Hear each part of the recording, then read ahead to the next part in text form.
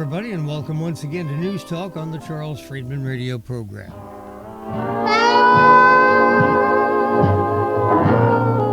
That's right, time once again to pour that second cup of coffee and settle back for News Talk from 9 till noon on my show.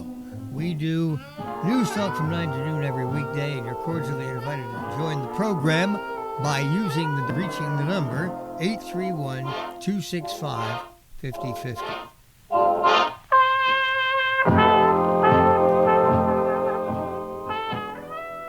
Thanks very much to people who came by, said hi during the county fair last week. Great event, very successful, wonderful atmosphere, wonderful weather. We lucked out in that regard. Just makes you want to wish that real quick so we can have the next county fair. Well, it'll come along in due time.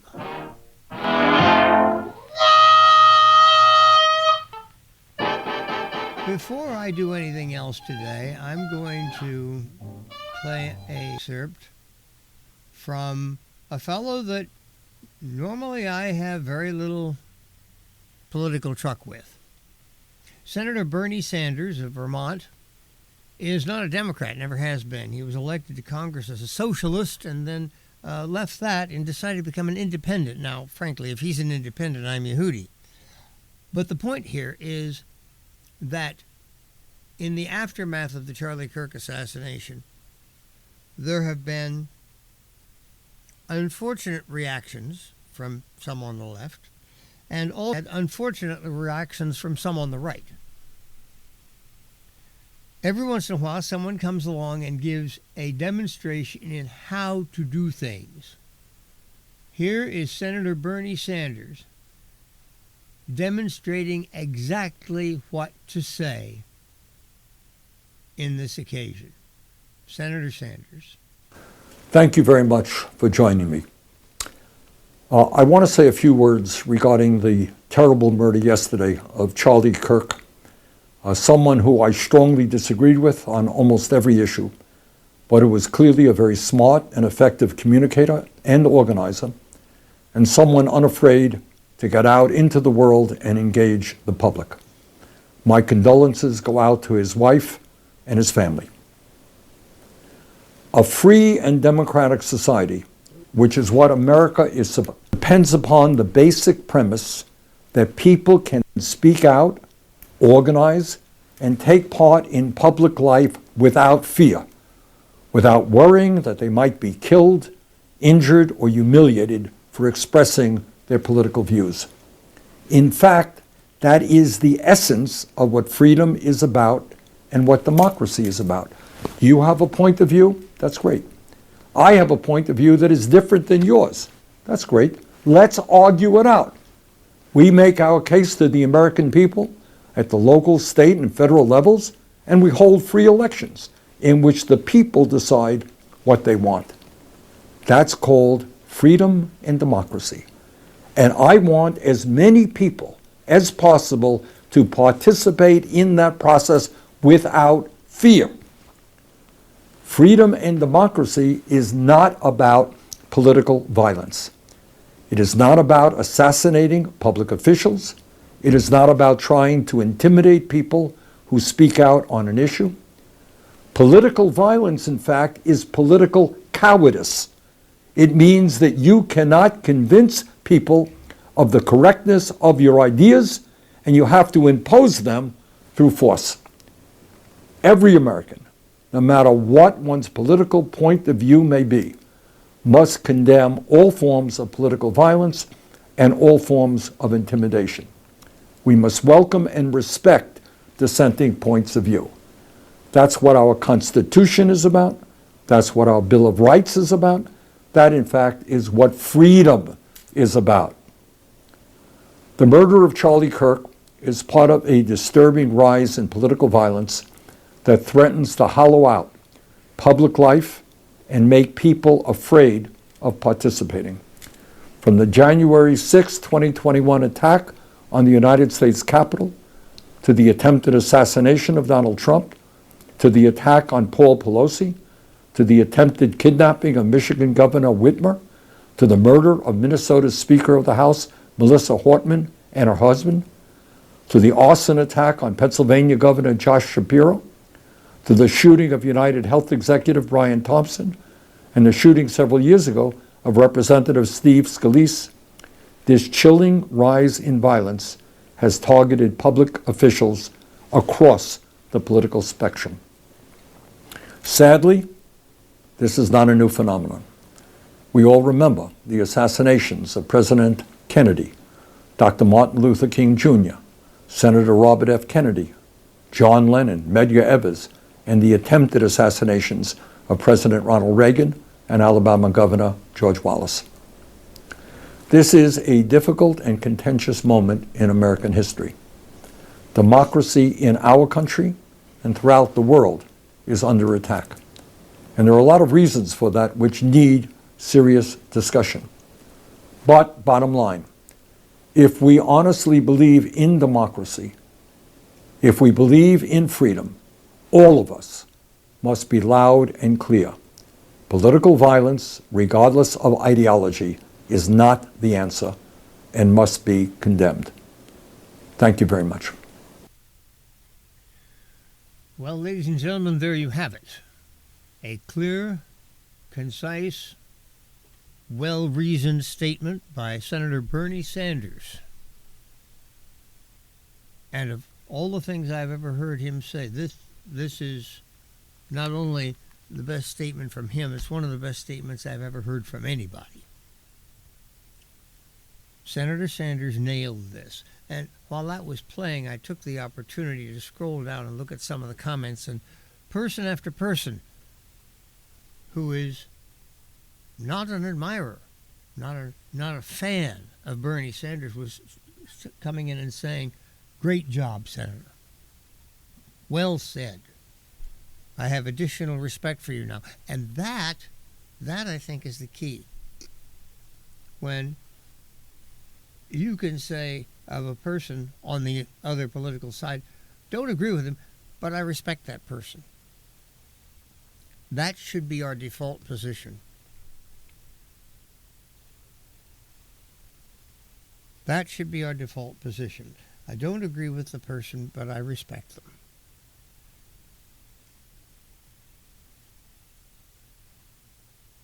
Senator Sanders, in this statement, made a big step towards reminding us of that and towards establishing that, towards winning that respect, inspiring that respect. I would hope that Americans on both the left and the right would listen to Senator Sanders' statement, take it to heart, because that is the only way, I think, to combat this rising tide of political violence that the senator spoke about and delineated with examples. Do I think that's going to happen? No, frankly, I don't. I wish I did. I'm going to try to be a force for it, though. I'm going to strive to be more respectful of people I disagree with. There have been times when I've been driven somewhat mad by some of the things I hear. Well, I remember the advice my father used to give me when I was a small boy. Charles, breathe through your nose. At the time, I really didn't understand what that meant. I thought, well, of course you breathe through your nose. I was just a kid. The idea of, instead of just breathe through your nose. In other words, calm down. Take stock. In the immortal words of the Sauter Finnegan Orchestra, stop, sit down, relax, think. Okay, try it sometime. Look on YouTube, I'm sure it's there. Okay, what else do we want to talk about today? Well, there are several things that have come to my attention. One of them that I'd like to share with you is a piece by Elizabeth Price Foley and Mark Pinkert.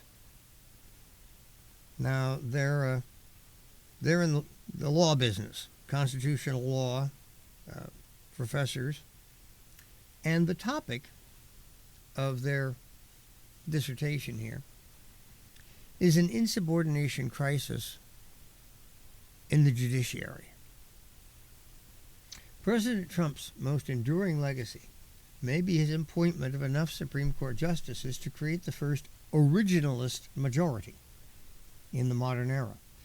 Now some lower court judges have become brazenly defiant, not only because of the administration's agenda, but also of high court opinions. In response, these justices have had to remind lower courts of their constitutional role and chastise them for resisting court precedent. But the resistance continues, threatening to erode the judiciary's ability to function. The Supreme Court isn't designed to be a cop that enforces federal law or micromanages inferior courts. It hears a small number of cases, usually fewer than 80 in a given year.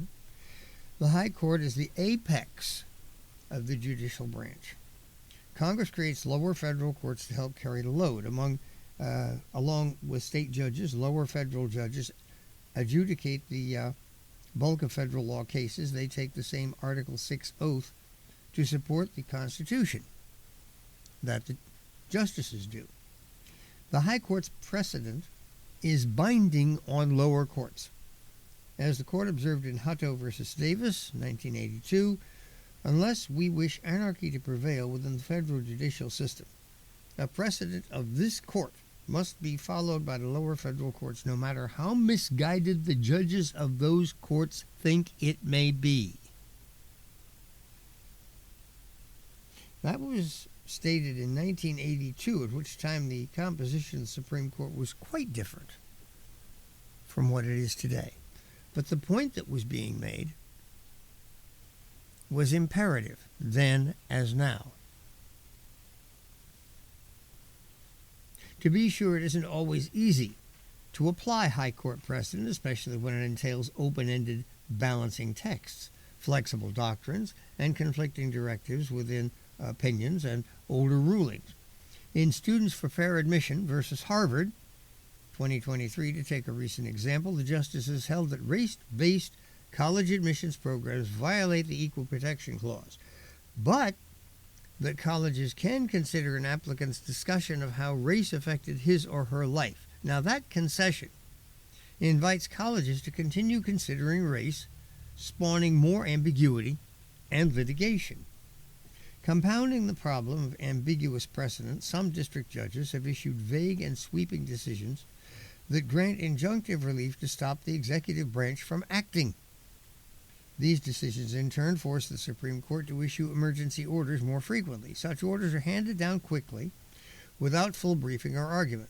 Lower courts then lament that the orders are unclear, which results in flawed rulings that lead to more emergency orders from the justices. So far this year, and the year isn't over yet, the High Court has issued 20 emergency orders, revealing a significant disconnect between justices and some lower court judges.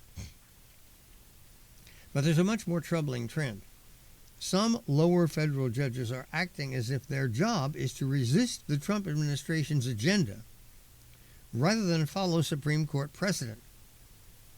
They overtly express disagreement with the court, use clever tactics to evade the court's directions. Sometimes they employ a hyper-narrow construction of the court's rulings. Other times they make dubious factual determinations, knowing that appellate courts will give them deference. The subterfuge creates a serious challenge for the justices, since they don't have the capacity to review every misapplication of their precedent. This emboldens some lower court judges to push the boundaries, and the interjudiciary tension has reached a fever pitch recently. Last week, in a partial concurrence with an emergency ruling, Justice Neil Gorsuch, joined by Justice Brett Kavanaugh, admonished lower courts not to defy the court. He noted that judges in this case and others invoke the persuasive authority of a dissent or repudiated Court of Appeals decision to reach a different conclusion from the Supreme Court's. They observed that one district court tried to compel the administration's compliance with an order that the justices had already stayed, and another district judge ignored a Supreme Court decision even though the case at hand did not differ in any pertinent respect from the one the court had decided. They implored lower judges to respect the hierarchy of the federal court system created by the Constitution and Congress. Some lower court justices still haven't gotten the message. One chided the justices in dicta that it was unhelpful and unnecessary to criticize district courts. An anonymous group of 12 lower court judges took their grievances to NBC News, telling a reporter that the high court's rulings are validating the Trump administration's criticisms of lower courts. One said it's inexcusable the justices don't have our backs. 4 judges opined that the justices, especially Chief Justice Roberts, should do more to defend the courts. In the reporter's words, another judge complained that he and his colleagues have been thrown under the bus, but even an Obama appointee admitted that the whole Trump derangement syndrome is a real issue and that lower court judges are sometimes forgetting to stay in their lane. I'd like to interject something here. Having been around a long time and having watched the Supreme Court move from a court that could issue the Roe v. Wade decision to a court that overturned it, I remember in the 1960s when a Supreme Court under the leadership of Earl Warren and Warren was Chief Justice, but the real driving forces on the court in those days were,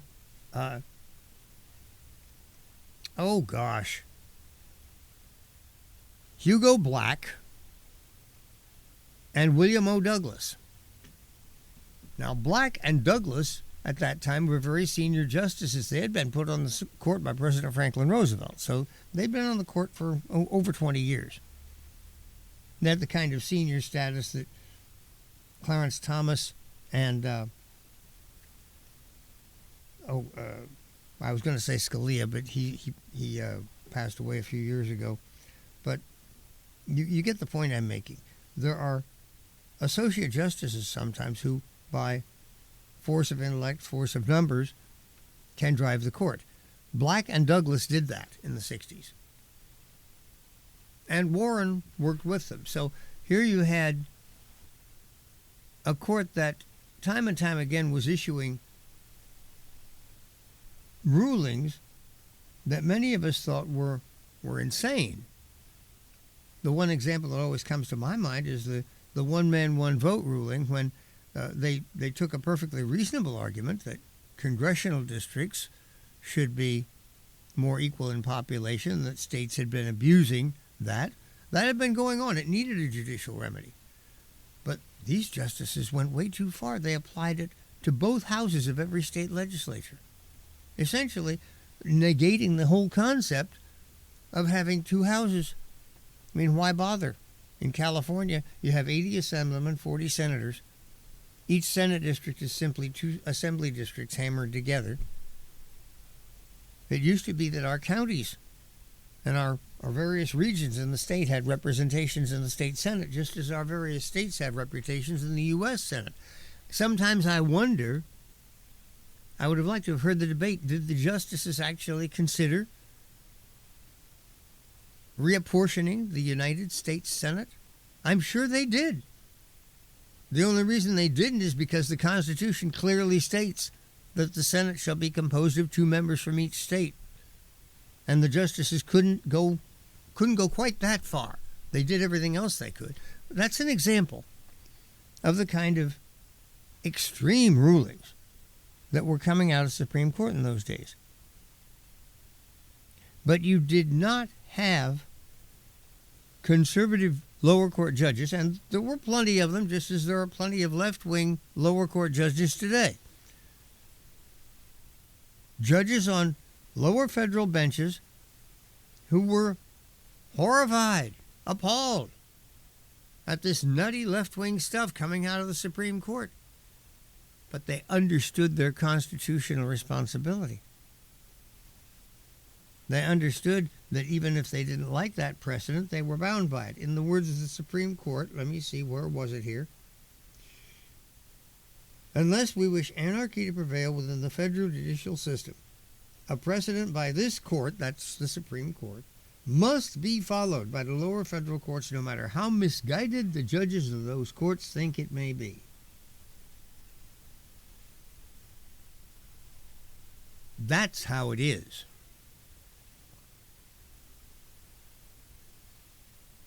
And today, with the shoe on the other foot, there is a real difference between the way conservatives reacted to the Warren Court and the way leftists are reacting to today's court.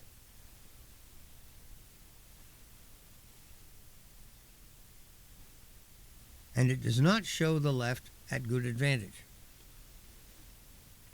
I've always said I think there's a reason why many on the left employ the phrase by any means necessary. I've seen it on their posters.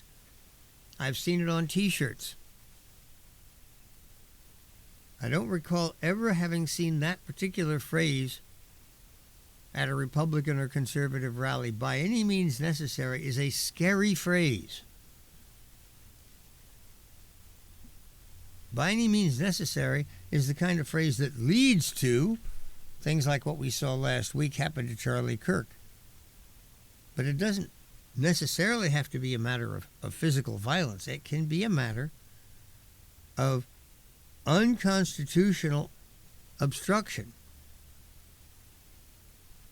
The job of the Supreme Court is not to set the political direction of the country. That's the job of the voters at elections. And occasionally, like in 1932 and like in 2024, occasionally the voters throw a party out of power. They say, enough, we want to change. Throw the rascals out. It's a grand old phrase. And indeed, in 2024, another group of rascals were thrown out. Republicans came into power. President Trump came into power.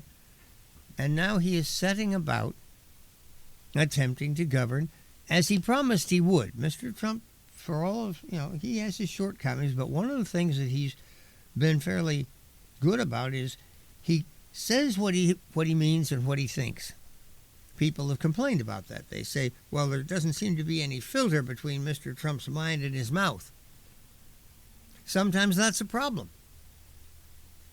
I admit that. I've talked about that on this program. But, every cloud has a silver lining. One of the things that means is that what you see is what you get. And that unlike a Joe Biden, for example, who campaigns as a centrist, then gets into office and proceeds to open America's borders, break the budget, rekindle inflation, and humiliate the country in Afghanistan. I mean, none of that was talked about in the election. He never said, elect me, I'll open the border. He just did it. The things Mr. Trump is doing, he has discussed. Some of them I don't like. I didn't like them then either. Later on in this program, I have some observations to make about Mr. Trump's tariff regime and some of the incidental damage it's causing. But the point being that until and unless the president attempts to exert or wield power that the Constitution does not give him, the courts do not have any obligation, they don't even have a right to act as obstructionist forces.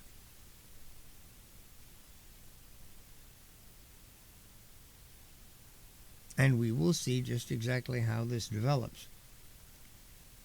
But I'm grateful to Foley and Pinkert for putting this out. There's literally other branches can do to solve this problem. Legislation to reorganize the otherwise lighten the lower courts, alter the lower courts, would need to overcome the Senate's 60-vote filibuster threshold, and impeaching a defiant judge requires a 2/3 Senate vote for conviction. But the justices could be more proactive in offering guidance to inferior courts. So here's something they're suggesting the Supreme Court can do to address this problem.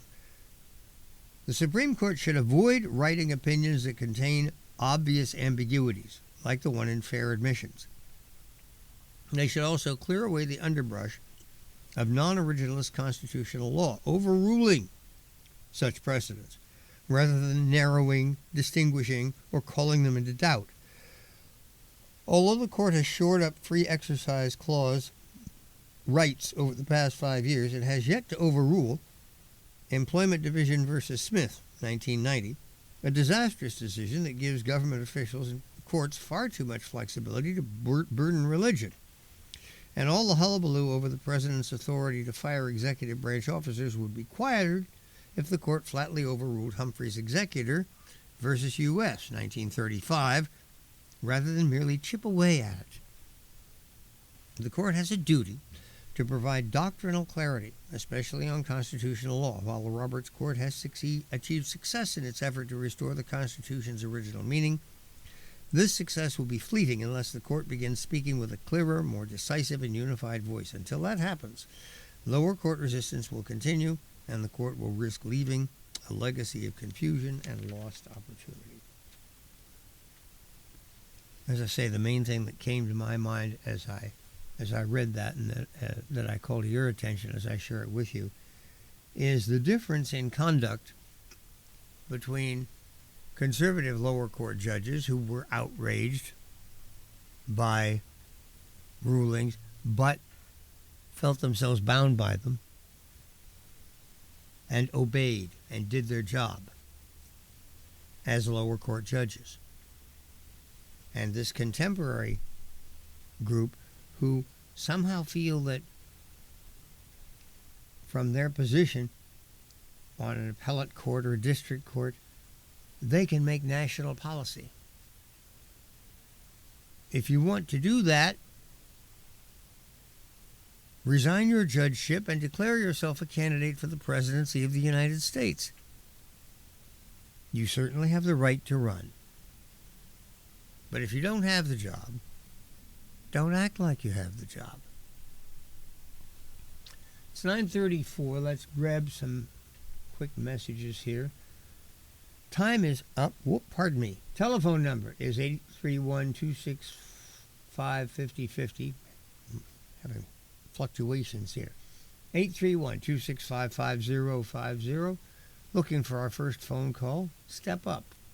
Greece is cheap. But the airfare costs a fortune. Paris? Not much closer, and again, airfare... What about Puerto Vallarta? Let's face it, flying anywhere is just too expensive. Wait, what's this? Low-cost airlines. With one call to low-cost airlines, you'll drastically slash your travel costs. We're talking insanely low airline prices to any of your favorite destinations. Where would you like to go? London, Rome, Costa Rica, Australia? Wow, that's cheap. So why wait? Call now to learn how crazy cheap it is to fly anywhere in the U.S. or international. Our prices are so low, we can't publish them. The only way to get them is to call to instantly hear the most amazing best deals on airline travel. It's that easy. So call now and start packing. 800-704-1662. 800-704-1662. 800-704-1662. That's 800-704-1662. Attention content producers. You can have access to a complete digital media production facility at Satellite Co-working and Digital Media Studio on Soquel Avenue. Easily rent video and audio equipment, a studio with green screen, editing suite, and audio booth, all at can't say no rates. Schedule a tour to see for yourself at satellitecoworking.com. Mention Santa Cruz Voice for 20% off your first reservation. Cannabis is one of nature's most beneficial plants. Hello, I'm Jenna from Treehouse Dispensary in Soquel. In addition to the finest cannabis products, Treehouse dispenses information to those who want to know how to use cannabis for maximum benefit. Though we aren't medical professionals, we do know how cannabis science can help you. You must be 21, but no appointment is necessary, and the information is free. And for those who already know what they want, Treehouse has an online ordering option at ourtreehouse.io and drive-through pickup. At 9:36, welcome once again to the Charles Freedman radio program, reachable at 831-265-5050. I have made no secret of the fact that Mr. Trump's tariff policies cause me concern. I look at some of them and say that he has no right to do this. The Congress has authority over this. Mr. Trump says, well, I can declare an emergency under this law that was passed some 40, 50 years ago that allows me in an emergency to impose various tariffs. Well, the Supreme Court will presently rule on this. And frankly, I think this is one where Mr. Trump may find himself rebuked. But be that as it may, we have at present what we have. You probably read that, I guess it was a week and a half ago, Immigration and Customs Enforcement in, was it Georgia? Yeah. Raided a Hyundai factory. Now, Hyundai is a Korean automobile manufacturer. And like many foreign automobile manufacturers, Hyundai has decided we can build cars in America. We'll build our cars in the United States. We'll open factories, build and open factories in the United States, employing American workers. And once the cars are built, they're there. We don't have to ship them across the ocean, etc. So there's good reasons for it. But the administration sponsored this raid. Now, Holman Jenkins reflects on it. Incoherence. Thy name is government. For example, the Obama administration's Affordable Care Act, Obamacare, produced insurance policies so unaffordable that nobody will buy them without a large government subsidy to defray most of the cost. Take Joe Biden. He declared climate change an existential risk and then piled on tariffs to make it more expensive for Americans to buy solar panels and electric vehicles to fight climate change, in search of what is uniquely Donald Trump about the mass arrest of Korean engineers and managers at a Hyundai LG factory site in Georgia. Start with the fact that there's nothing unique in this messy collision of the desire to increase foreign investment and his desire to curb illegal immigration. A couple of things to note. The Georgia bust wasn't a quickly cooked-up raid. It was the fruit of a months-long investigation by multiple federal and state agencies.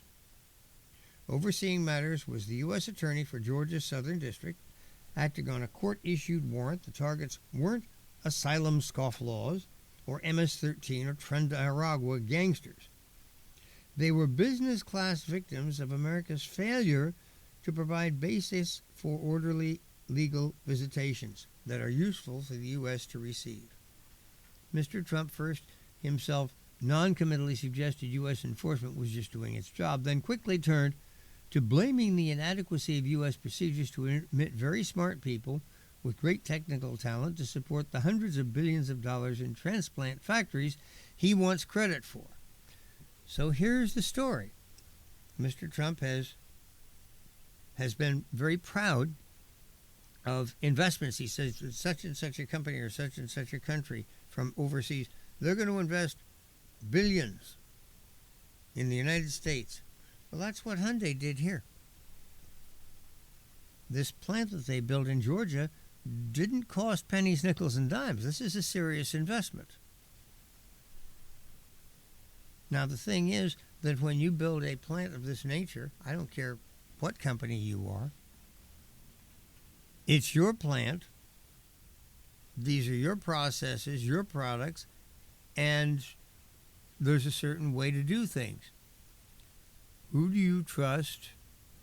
Who do you know will do the proper job of making sure this plant is operating right? your own people, obviously. You don't just go out on the street and beckon to a bunch of people out of a second-story window. So the Koreans sent Korean engineers, etc., and it develops that the United States of America has woefully inadequate processes for visas and immigration procedures for such individuals. This constitutes a serious problem. You beckon companies from overseas to invest, and then when they do, you say your people can't come in. You can believe his flummoxing. With prosecutorial power comes the duty of prosecutorial discretion. If every technical violation were prosecuted, all Americans would be in jail for ripping the tags off of mattresses. Health warning. Any mention of the H-1B program invites a temporary reader coma discussion of the full panoply of U.S. visa types. Let's just say Korean firms have been tearing their hair over the visa morass for workers needed to support investments they've been making at both Trump and Biden's behest. Already a year ago, the Korean press was describing a crisis for the country's huge investments in the U.S. Its many projects were hamstrung by what the Korean Economic Daily called a workforce shortage, especially manager-level engineers to be dispatched from the head office in Korea due to U.S. visa quotas. Only 2% of South Korean applicants for the H-1B visa were receiving it. 2 out of 100. Other countries with U.S. free trade deals, such as Singapore and Australia, at least have dedicated visa slots, but not South Korea, though a bill in every U.S. Congress since 2013 has vainly sought to fix this problem. The Biden administration adopted a typically Biden-esque stopgap. Look the other way. While South Koreans misused automatic waivers that are supposed to be used for quick business travel, not factory work or construction. In other words, if you don't like the law, ignore it. How's that working for you? In January, the Trump administration unceremoniously ended this practice. Thus, Mr. Trump awoke on Thursday morning to discover U.S. helicopters, armored vehicles, and 500 federal agents descending on 475 mostly Korean-imported workers, all now apparently released. No, the Hyundai LG means mass arrest doesn't even meet even the very low threshold Democrats and other critics have set for claiming Trump's actions are fascist. It appears to be a routine case of the civil service trying to match its legal briefs to a new administration's and voting public's expressed priorities. Stamping his little feet this week, a New York Times columnist declares the Trump administration stop acting like this is normal. The premise requires examination. In fact, news isn't about the normal, and neither are the most newsworthy acts of any administration, say sending thousands of dollars to fight undeclared wars in Asia, like Truman and Johnson, or ending the gold standard, like Nixon, or manipulating Senate rules to enact the nation's largest entitlement in almost 50 years via a bill that had to be passed before we could know what was in it. That was Mr. Obama. President Trump has accomplished no high-handed surprises yet on this one. Only the usual policy incoherence.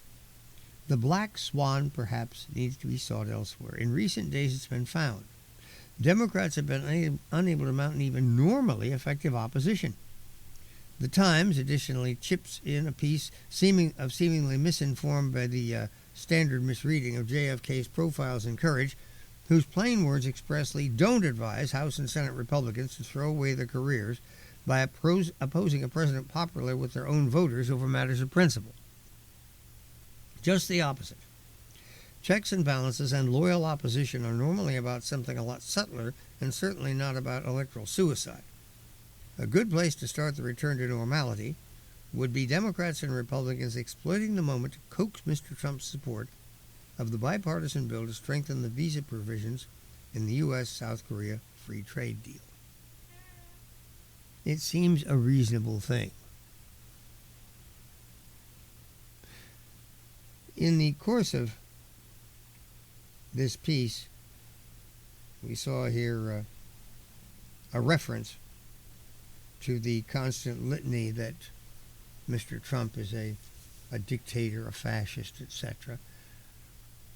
Sometimes something is so plain right in front of you that you just don't notice it. And over the weekend, I can't remember exactly who it was that pointed this out, but it was really one of those oh yeah moments. Did you happen to notice not that long ago, President Trump and a group of people went to some restaurant? I don't know how they managed that. Maybe the Secret Service permitted it. But when they were at this restaurant, a group of citizens who don't care for the president surrounded him and began chanting something like, "You're America's Hitler. You're America," something like that. You know, once again, the Hitler thing. And the question was asked, do these people really believe that? And the answer, obviously not. How do we know? Well, think about it for a moment. Put yourself in Germany in 1935. You don't like Hitler. You're one of those Germans who was anti-Nazi. There were plenty of them. And you decide that you and maybe a few of your friends and neighbors who feel the same way, you're going to go confront Der Schnifter and tell him to his face what you think of him. So you do that. And what happens to you? Well, there's a possibility that Hitler's bodyguards, he's got SS around him, they may simply shoot you on the spot. But if they don't, you are going to be apprehended. And you are going to be taken to a place where you can rethink your conduct, possibly with some additional help given to you. In other words, you are going to be disappeared. The point I'm making is that the people who chanted at President Trump did so without any fear. They knew that as long as all they did was chant, that nobody was going to arrest them, that nobody was going to haul them off to a concentration camp.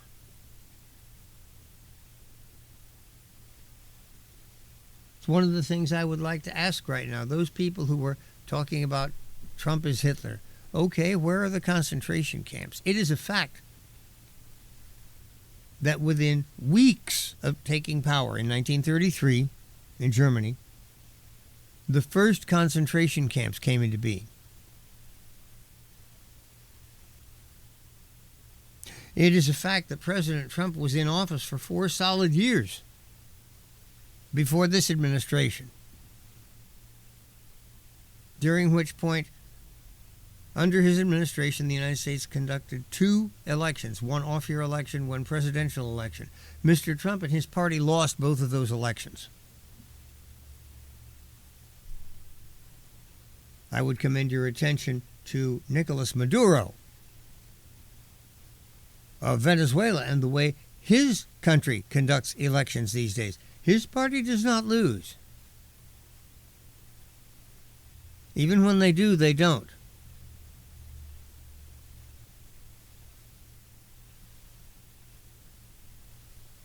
Donald Trump was president for 4 years previously. Once again, no concentration camps. Plenty of people going out in the streets and talking about how awful they thought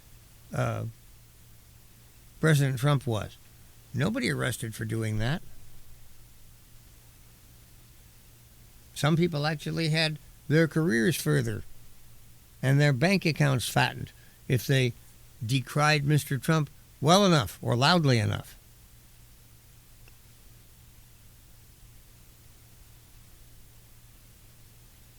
I can't remember how long it took Adolf Hitler to have the Reichstag, the German parliament, pass the Enabling Act. Have you ever heard of that one? Most people nowadays haven't. Germany, under the Weimar Constitution, Adolf Hitler took power under that constitution. He was named by the President of the Republic as Chancellor to form a government, which he did, all legal and above board. He did not seize power by force.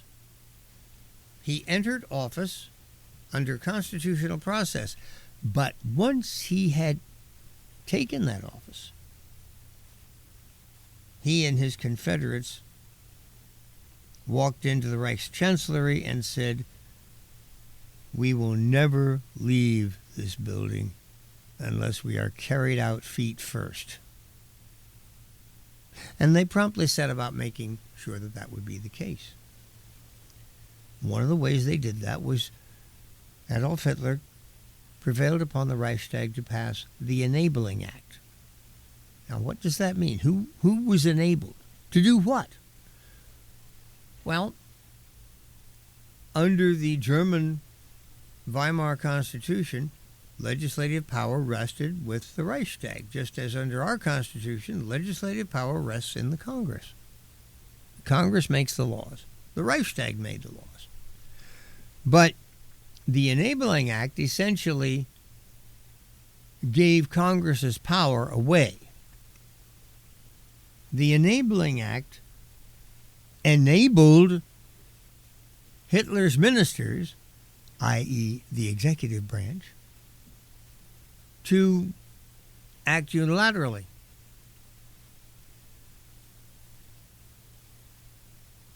It simply gave them blanket authority from the legislature to do what they wanted to do. The closest thing we've seen to that here in this country, the Supreme Court recently overturned. There was a court ruling that said that when government agencies, which are creatures of the executive branch, the president nominates the members of these and administers them. When, for example, the Environmental Protection Agency, under President Obama, decided that carbon dioxide was a pollutant, well, that became the new law. And policies were set in motion designed to eliminate carbon dioxide, which of course is not possible because it's a trace element in the atmosphere and is, as a matter of fact, essential to green plants. You eliminate carbon dioxide, we all die. But never get between a bureaucrat and what he wants to do. Well, the Supreme Court of the United States overturned, within the last year or so, the ruling that had previously said courts must defer to these unelected bureaucrats rather than decide that, no, Congress has to act here. A law has to be made before we can engage in major decisions of this nature.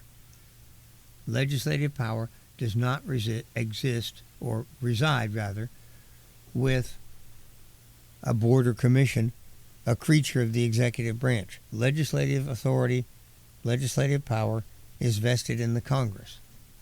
The exact words of Article 1, Section 1 of the United States Congress: all legislative powers herein granted shall be vested in a Congress of the United States, which shall consist of a Senate and a House of Representatives. One thing I love about the Constitution, its language is very clear and unequivocal. It says what it means.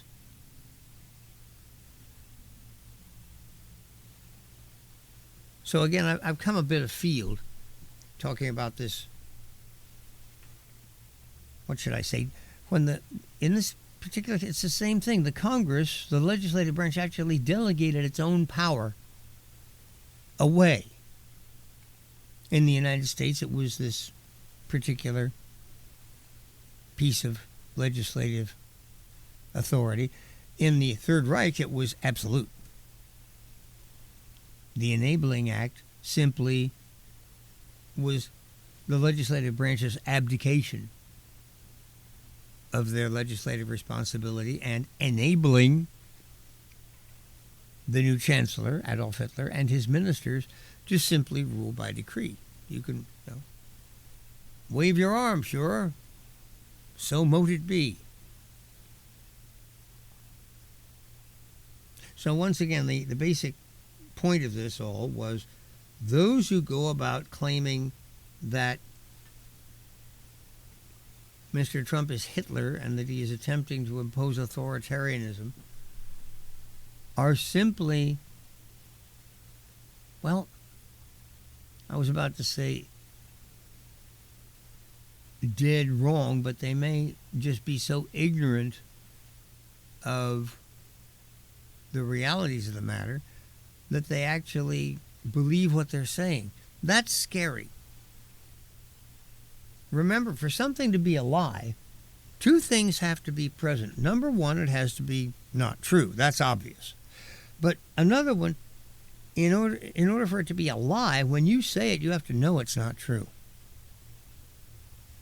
If I get up and I scream, Trump is Hitler, Trump is Hitler, but I really, in my heart, soul, and mind, I believe that, then I'm not lying. I am merely horribly, horribly wrong.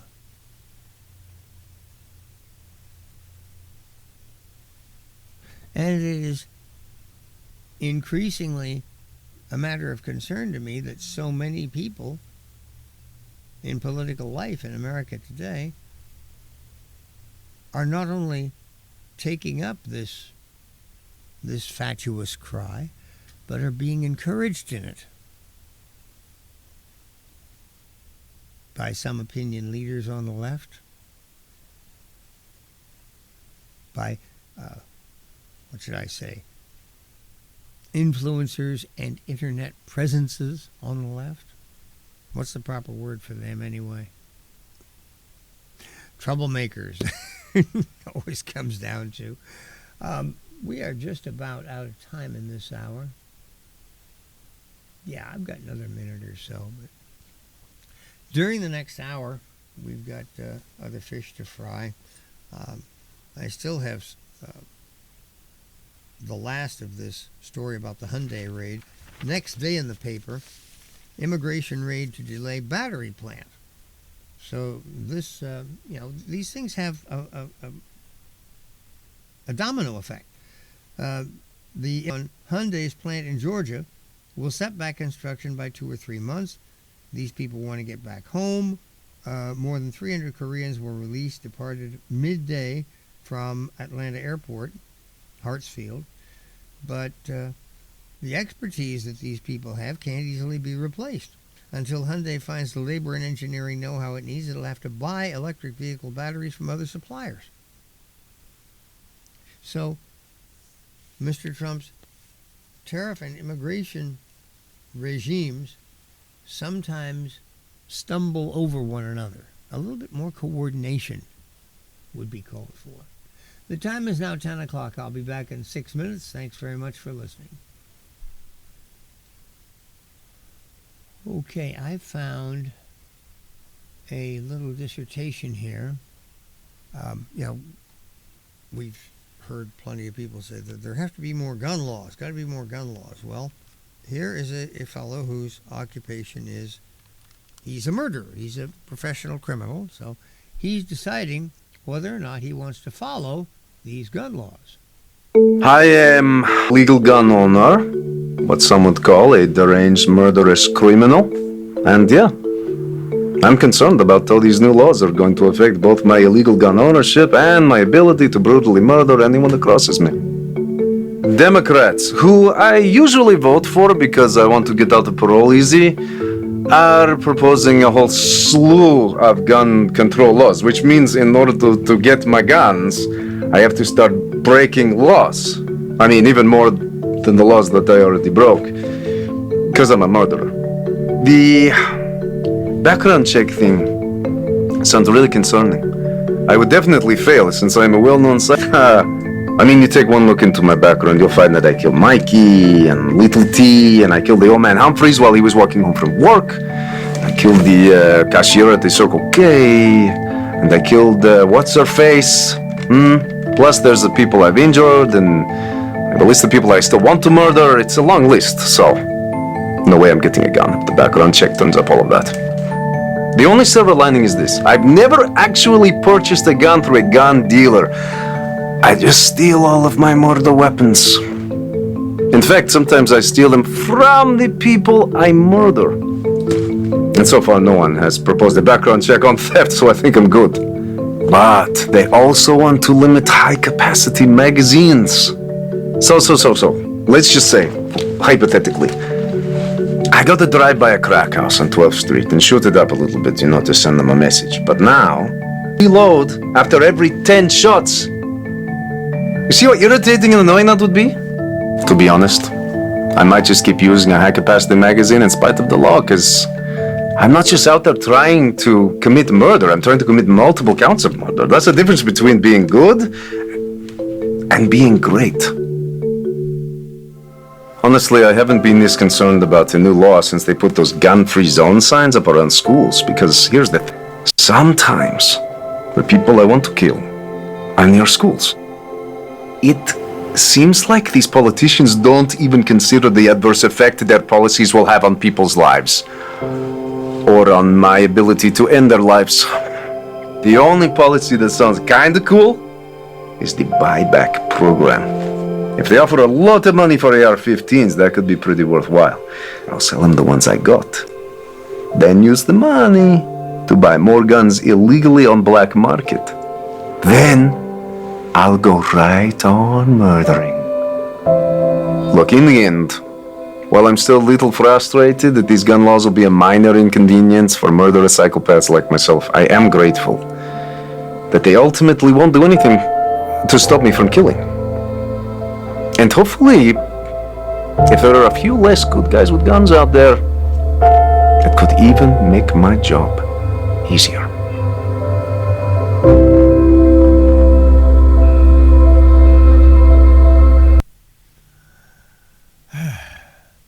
As always, the Babylon Bee, having fun and getting it done. Okay.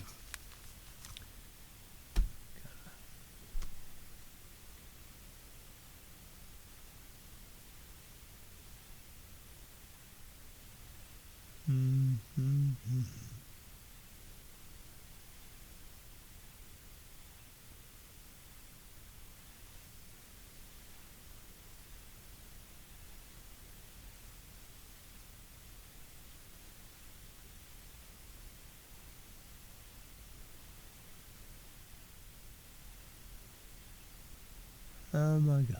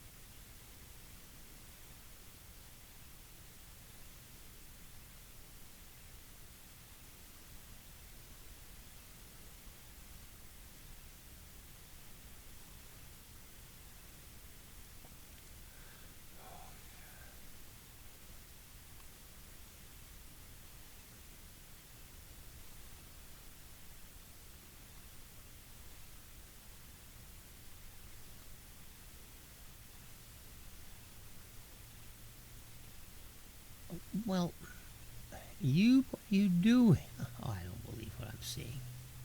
Hang on. Okay, there.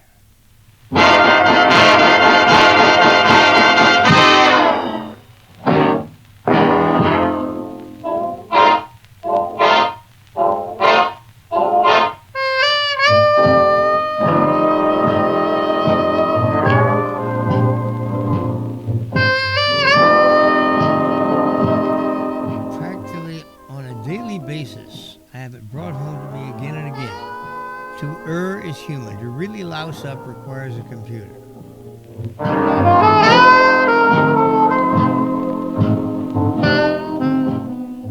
10:07, and welcome to hour number 2 of today's Freedman News Talk from 9 to noon here on Santa Cruz Voice with yours truly, reachable at 831-265-5050. As hour number 2 begins, we return to discussion. Yes, the biggest story right now, and it remains the biggest story out there, is the aftermath of Charlie Kirk's assassination last week. On the assassination itself, we now have the guy in custody.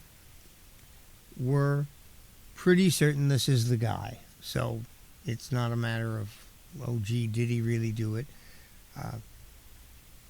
He was turned in by his own father. I mean, that in itself, that takes real courage and commitment to be willing to do this. Well, it's a matter of felony murder, so yeah, it's a serious thing. But to have a family member being willing to turn you in, now there's a light being shined on the fact that evidently his roommate was a person who was transitioning, a man who was in the process of going through alteration of gender. And that person is, from what I've been given to understand, every source I've seen, that person is actively cooperating with the FBI and other law enforcement agencies. So people are trying to bend this into some kind of, oh, look at what these awful people do. I mean, come on, be serious. This person is attempting or helping authorities get to the bottom of this. So it strikes me that, on the one hand, there was obviously an emotional involvement, and once again, this person is laying that aside and attempting to do the right thing, and therefore deserves consideration for that. But the broader question seems to be, is this something that now is part of our modern ethos? In her column over the weekend, Peggy Noonan talked a little bit about this. Those of us who are old enough remember those good old 1960s, another period of political violence. The killing of Medgar Evers, both Kennedys, Dr. King. It feels like we're going through another terrible round of political violence. It's tempting to think, well, that was terrible, but we got through it. But the assassinations of the 1960s took place in a different country, a healthier country, one that respected itself more and was, for all troubles, more at ease with itself. It had give. Part of why this moment is so scary is that we are brittler. We love each other less, maybe even love ourselves less. We have less respect for our own history, our story, and so that can't act as the adhesive that it once was. The assassinations of the 1960s felt anomalous, unlike us. Now, political violence seems more like something we do, which is a painful thought. What to do? Every suggestion, lower the temperature, don't be so quick to judge, seems necessary, but insufficient. Well, that's why I opened my program today with Senator Bernie Sanders' pitch-perfect statement on the subject. If you missed that, I suggest you go online, simply go to your search, Bernie Sanders, Charlie Kirk. Up it'll come. It'll take you 4 minutes to listen to it, and it is the best 4 minutes you'll spend this week. That's for damn sure. Senator Sanders is absolutely correct in what he has to say about Charlie Kirk's assassination and the lessons that we are to draw from it.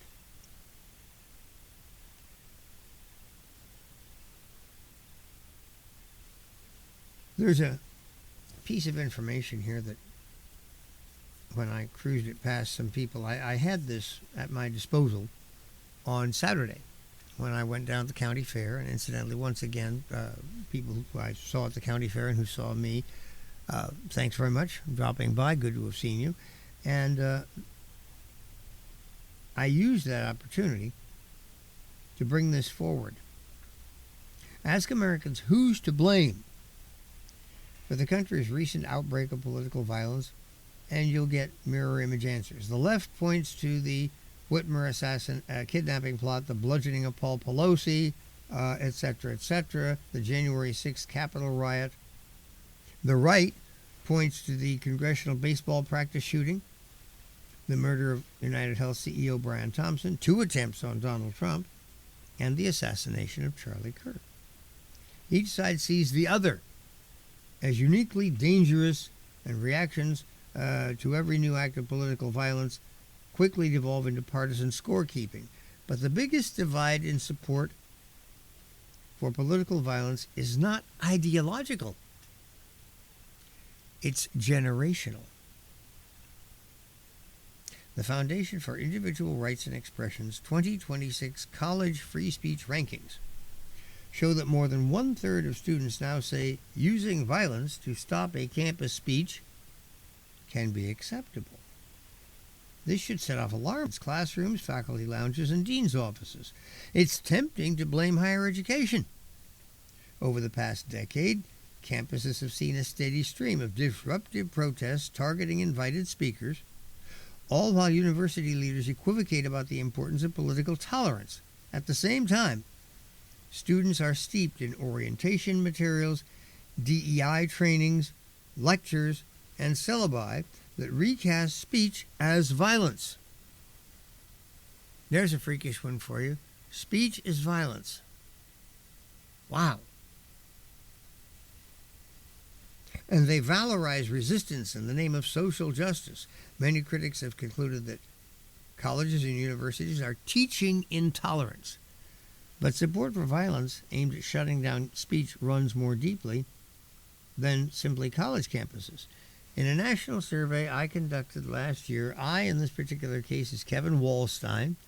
He's a professor of political science at Cal State Long Beach and an adjunct fellow at Manhattan Institute. So here's a fellow in the world of academia. I conducted last year, respondents were shown a list of 8 politically divisive and potentially offensive statements. Statements like, all whites are racist oppressors. America got what it deserved on 9/11. January 6th was a peaceful protest. So there's statements here that a convinced right-winger will be enraged at, and statements that a convinced left-winger will be enraged at. They were then asked to select the statement they found most offensive. Yeah, out of these 8 statements, which one gets your dander furthest up? Following this selection, so here's the statements, which one do you hate the most? Then after that, they were asked whether using violence to stop a speech advocating the idea they selected, in other words, this is the most awful thing out of this list of awful things, whether using violence to stop a speech talking about this is never, rarely, sometimes, or always acceptable. The good news, nearly 80% of Americans reject efforts to silence speech they find personally offensive. Large majority of Democrats, 77%, independents, 80%, Republicans, 82%, all saying violence is never acceptable. The bad news is that the story changes dramatically when looking across generations. 93% of us old fogies, the baby boomers, 93% of baby boomers and 86% of Gen X say violence is never acceptable. Only 71% of millennials think that, and 58% of Generation Z. There's no meaningful differences between the attitudes of 18 to 26-year-olds who are or aren't enrolled in college. These findings puncture two comfortable myths: that only the other side is supporting political violence, and that colleges and universities are solely responsible for it. But it leaves us with the question of why so many young people are willing to justify violence when the right villain is talking.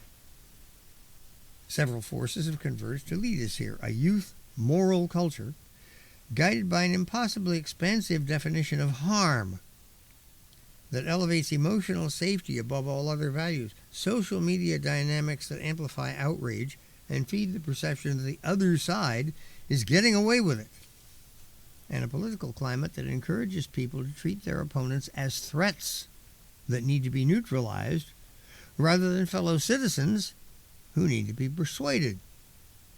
We shouldn't be surprised that the norms against violence have eroded most quickly among those with the lowest level of attachment to older rules of restraint and tolerance. It is possible that Generation Z's infatuation with silencing constitutionally protected speech through violence is temporary. Perhaps time will foster moderation and a greater appreciation for the fragility of liberal democracy. This cohort came of age during a time of deepening political polarization, heightening economic uncertainty, COVID, and the unrest of 2020. As these experiences fade from memory, its members may grow out of this illiberal extremism. In the meantime, the country is in dire need of leaders on campus and in government and across the country who are committed to the core liberal idea that violence is never an acceptable response to speech. That sounds constitutional in its simplicity and clarity. Violence is never an acceptable response to speech.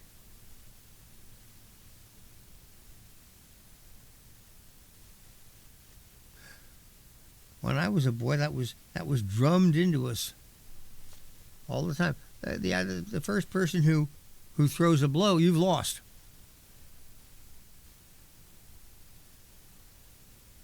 If you're having some kind of an argument, the first person who lays hands on the other, the first person who does an assault, you've lost. You've run out of ideas. You've run out of things to say. You've run out of arguments to make. So what do? You punch, which requires no mental ability whatsoever.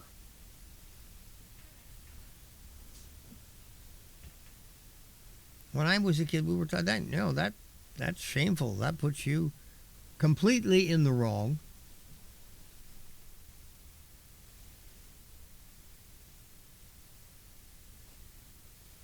I guess that's not taught anymore.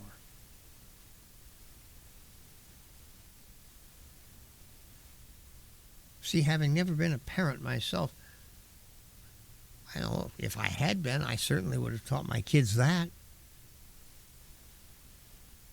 But I remember when I was coming of age, high school, college, those ages, I used to look around at people of my own generation and say, my God, what a group of clots. Just amazed me.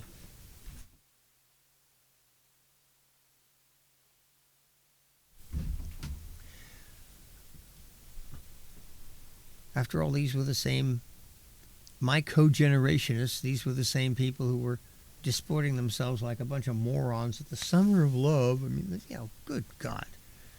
Seeing how many people you can cram into a phone booth or swallowing goldfish, that's one thing, but this other nonsense, good heavens. And then they had kids.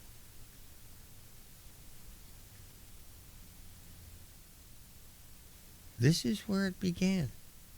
And this generational rot takes a while to set in, but these statistics that are pointed out here, look out, we've got Mark on the line.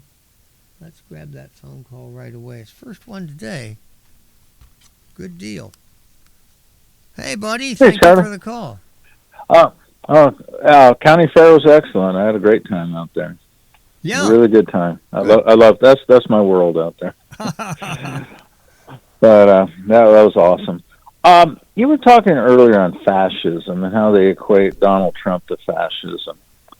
And, I look at his first term and how it affected me and how it's rolling the second term. And I think of fascism in government, I think of Sacramento. Because we have a fellow up in Sacramento, he's dictating to me that what kind of car I can drive, what kind of water heater I can have in my house, what kind of forced air heater can I have in my house.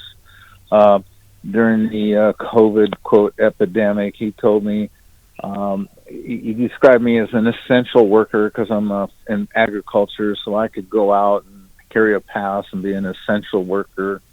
If I wanted to go out into a store, I had to put on a mask. If I wanted to go to a public event, I had to provide my papers. I had my papers that said I had my COVID vaccination.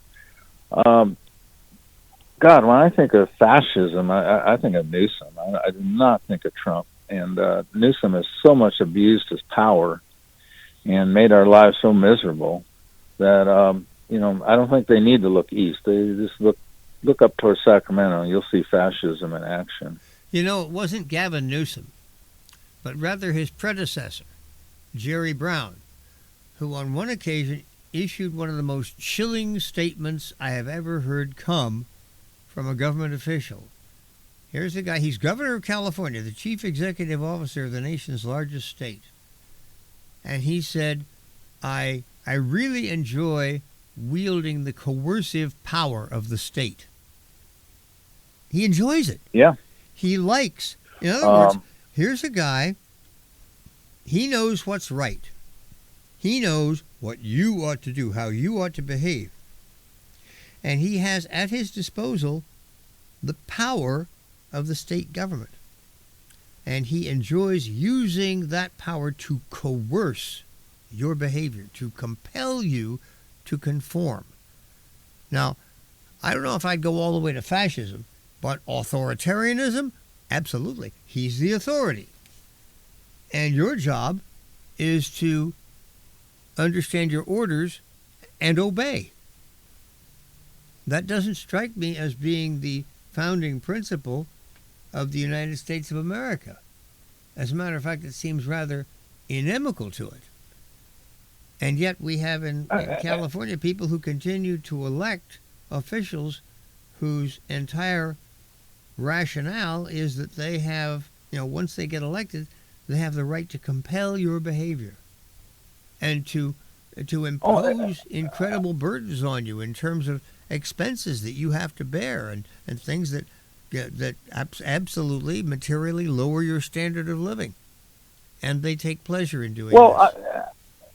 They take your freedom, and you're correct. It's not the total true definition of fascism. I equate fascism, to 1930s in Germany and the control government had.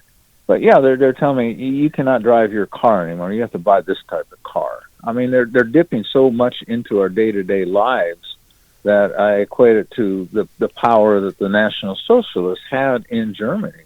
The one thing I equate back to COVID and their control was the video of the guy down off Malibu Beach. And all the beaches were closed, which made no sense because you're out in the open air in the ocean, you should be fine. But it closed the beaches, and there was this guy out off the surf line on a stand-up paddleboard, and he's paddling around having a good time. And the lifeguard comes screaming up in this big 30-foot boat and tells him that he's violating the rules. And he just keeps paddling. And then here come two sheriff boats, L.A. County sheriff boats, and he's paddling towards the Santa Monica wharf, and he's going to try to get underneath there, and they fall down. But, oh, my God, a guy on a paddleboard out in the middle of the ocean enjoying the day, and here comes the Gestapo, which, long term, but I equate it to that, to shut him down, arrest him. So it's and they're, what happened this month in Sacramento, they took total local control away from the citizens. Our local governments, our local zoning commissions, our local, everything local, and they took great pride in it. And our state senator, John Laird, took pride in it. Our assembly person, Peller and Addis. And they pulled all zoning rules away. They can build some 80-story monstrosity next to your house in the single-family zoning neighborhoods because they said there will be no more single-family zoning. It's no more R1. We're going to make it so we have control over what goes into your neighborhood, and your locally elected officials will have no say in the matter. The people that you deal with, you go to a town hall meeting with, you go down their office and complain to. And the mayor of Santa Cruz said, hey, this is true. I have nothing I can... He said, the government of Santa Cruz probably has 10% authority over what happens within our city now. And it's coming all out of Sacramento. Yeah. I don't know. I'm just hoping that I don't think they'll be building anything like that in my neighborhood anytime soon, but I feel sorry for the people who are seeing it happen. We have a regular caller to the program, Evan, who I think is beset by this symptom.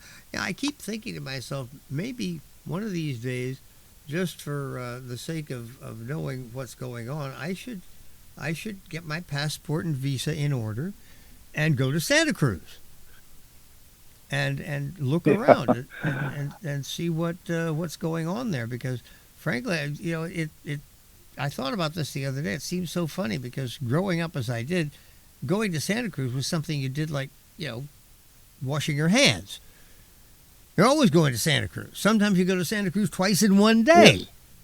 But nowadays, going to Santa Cruz is something that I haven't done in, I can't remember how long.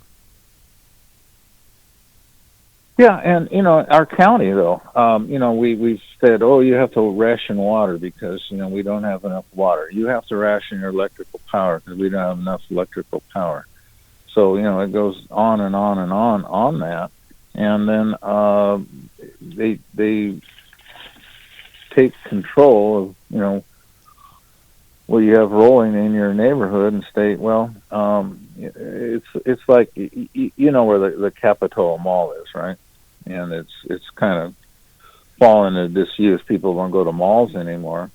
Well, they're going to tear it down and put in 1,500 residential units. Fine, except for where are we going to get the water for those 1,500 residential units? Where are we going to get electricity for those 1,500 residential units? Where are we going to get the highway? Highway 1. Highway 1's full. Where are they going to commute? I mean, it's crazy, but they told the people of Capitola, too bad, we're going to do it. They're going to tear down the Capitola Mall and replace it with a housing structure? Really? Yes. Yeah.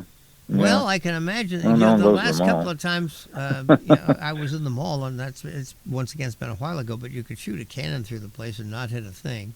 I remember when they shut down Sears. I was thinking, well, that's a pretty bad indication, and it's just people don't go there anymore. Used to be this was a place where people would congregate, particularly younger people. Nowadays, young people, no, they don't. They're too busy with their noses stuck in their handheld devices.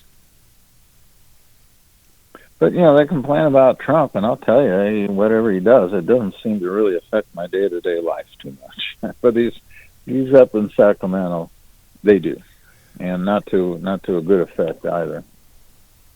Well, have you, you're in ag. Let me ask you this. Have you found that, the efforts of ICE to locate and remove people who are not in the country legally have had any impact on your ability to get laborers, to get people who to do the jobs you need done in agriculture? Locally, no, not at all. Santa Cruz and Monterey County, we have the H-2A visa program, so we have adequate labor force through that.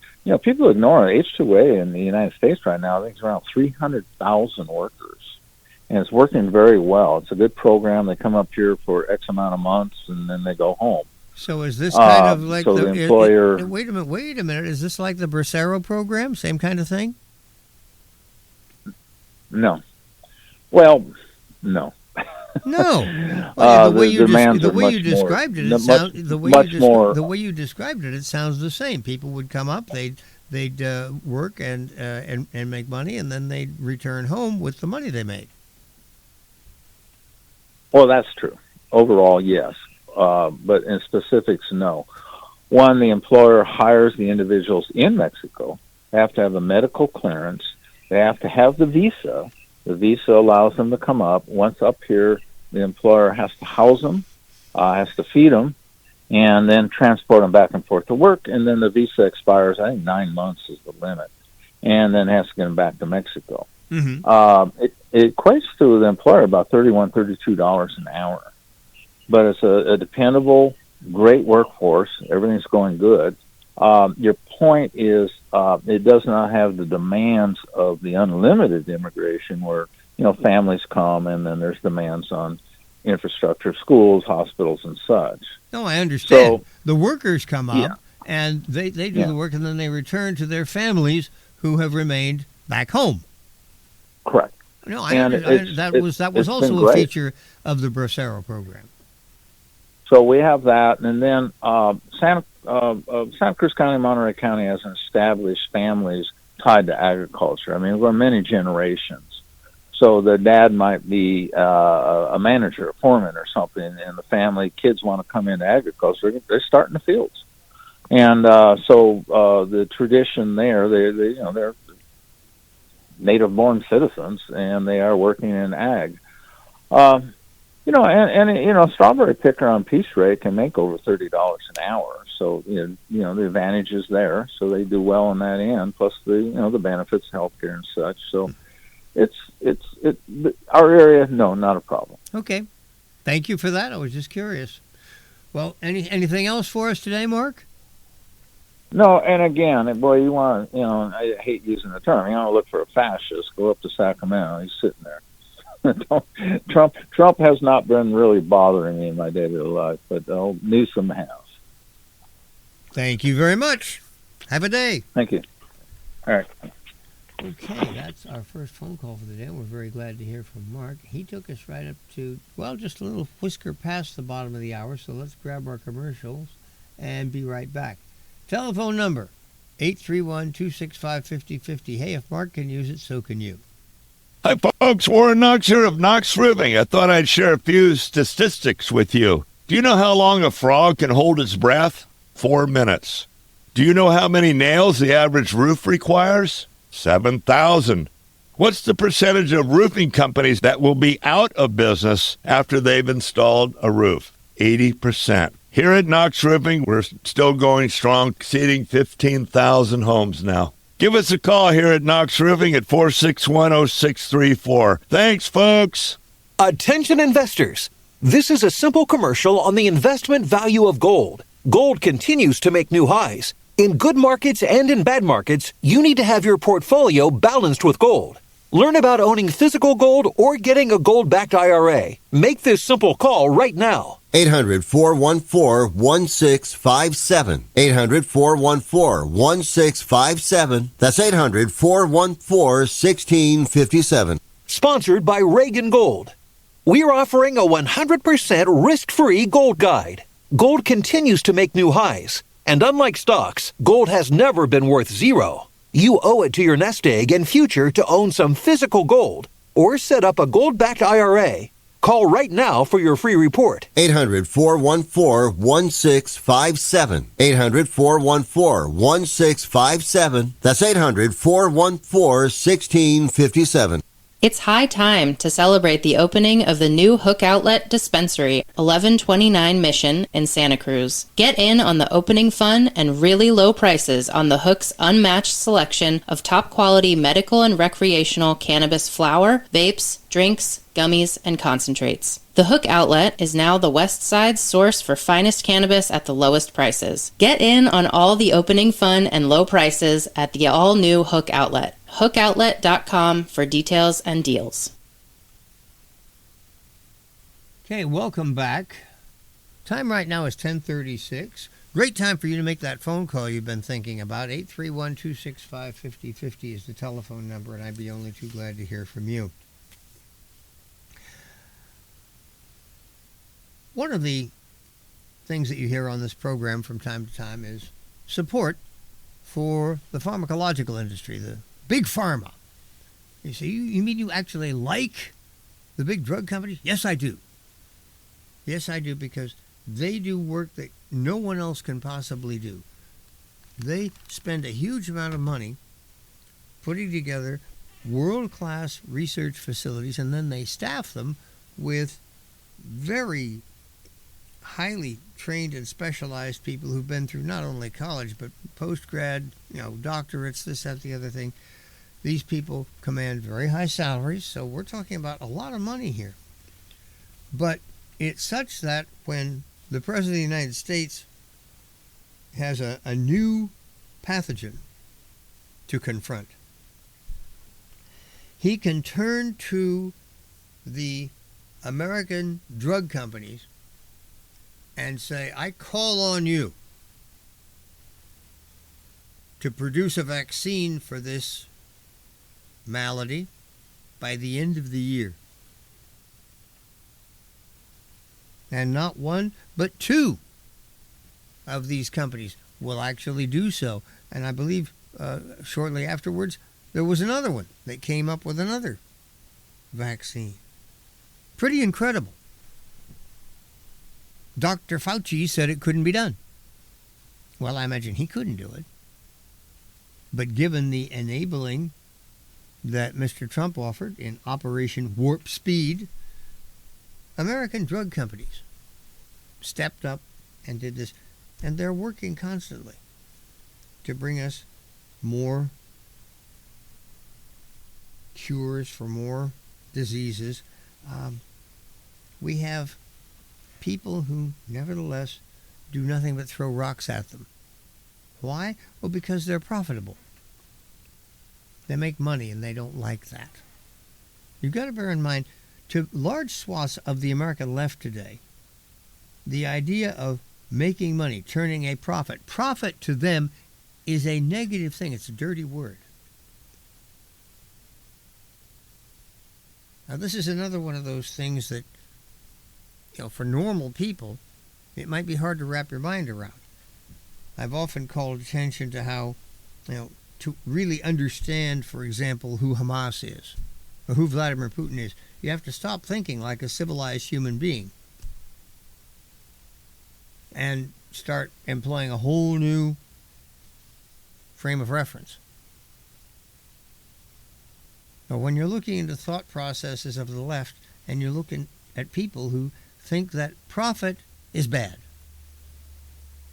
and that if you earn a profit doing something, that earning that profit is bad. You're not supposed to do that.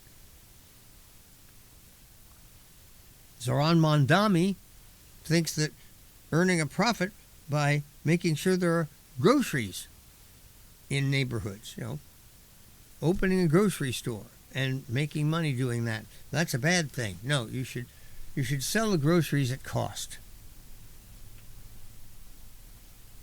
Sell the groceries below cost. Well, of course, we've had other experiments in this. What we wind up with is plenty of grocery stores in the neighborhoods, but no groceries, empty shelves. The prices are low, but it doesn't matter because there's nothing on them. Well, one other mantra of the left, they're continually throwing rocks at members of Congress who engage in stock trading. And today I would like to offer a contrarian view on this topic. Congress agitators in both parties are making another push to force lawmakers to divest individual stock holdings, unveiling a House bill with 16 original co-sponsors last week. Socialist Representative Alexandria Ocasio-Cortez shared a fist bump with right bomb thrower Tim Burchett, which is an indication this idea deserves hard scrutiny. The story being sold by the left-right alliance is that a corrupt Congress enriches itself by trading on insider information, and lawmakers can't be trusted not to vote their portfolios. I'll call them war pimps, Mr. Burchett said. I worry about us voting on wars. that we're going to send our kids off to, we couldn't even find a on a dadgum globe and members owning stock in those things. You can tell the American right has swung around all the way to the left, whether it indulges in this hoary war profiteer smear. Yes, and this is one of the things that worries me so much about the modern right. We own the right, we look at the left, and we can see clearly what's going on there. Sunday I was doing a show at the at the fair with Bill Graff. Bill Graff is a liberal, a political liberal. I forgot to mention it to him, but I should have told him about Roy Teixeira. Regular listeners to my program have heard his name before. He blogs under the name The Liberal Patriot. Teixeira is one of those Democrats, like Bill Graff, who is watching his party drifting further and further off the left-wing edge and screaming, "Stop, don't do that. Come back."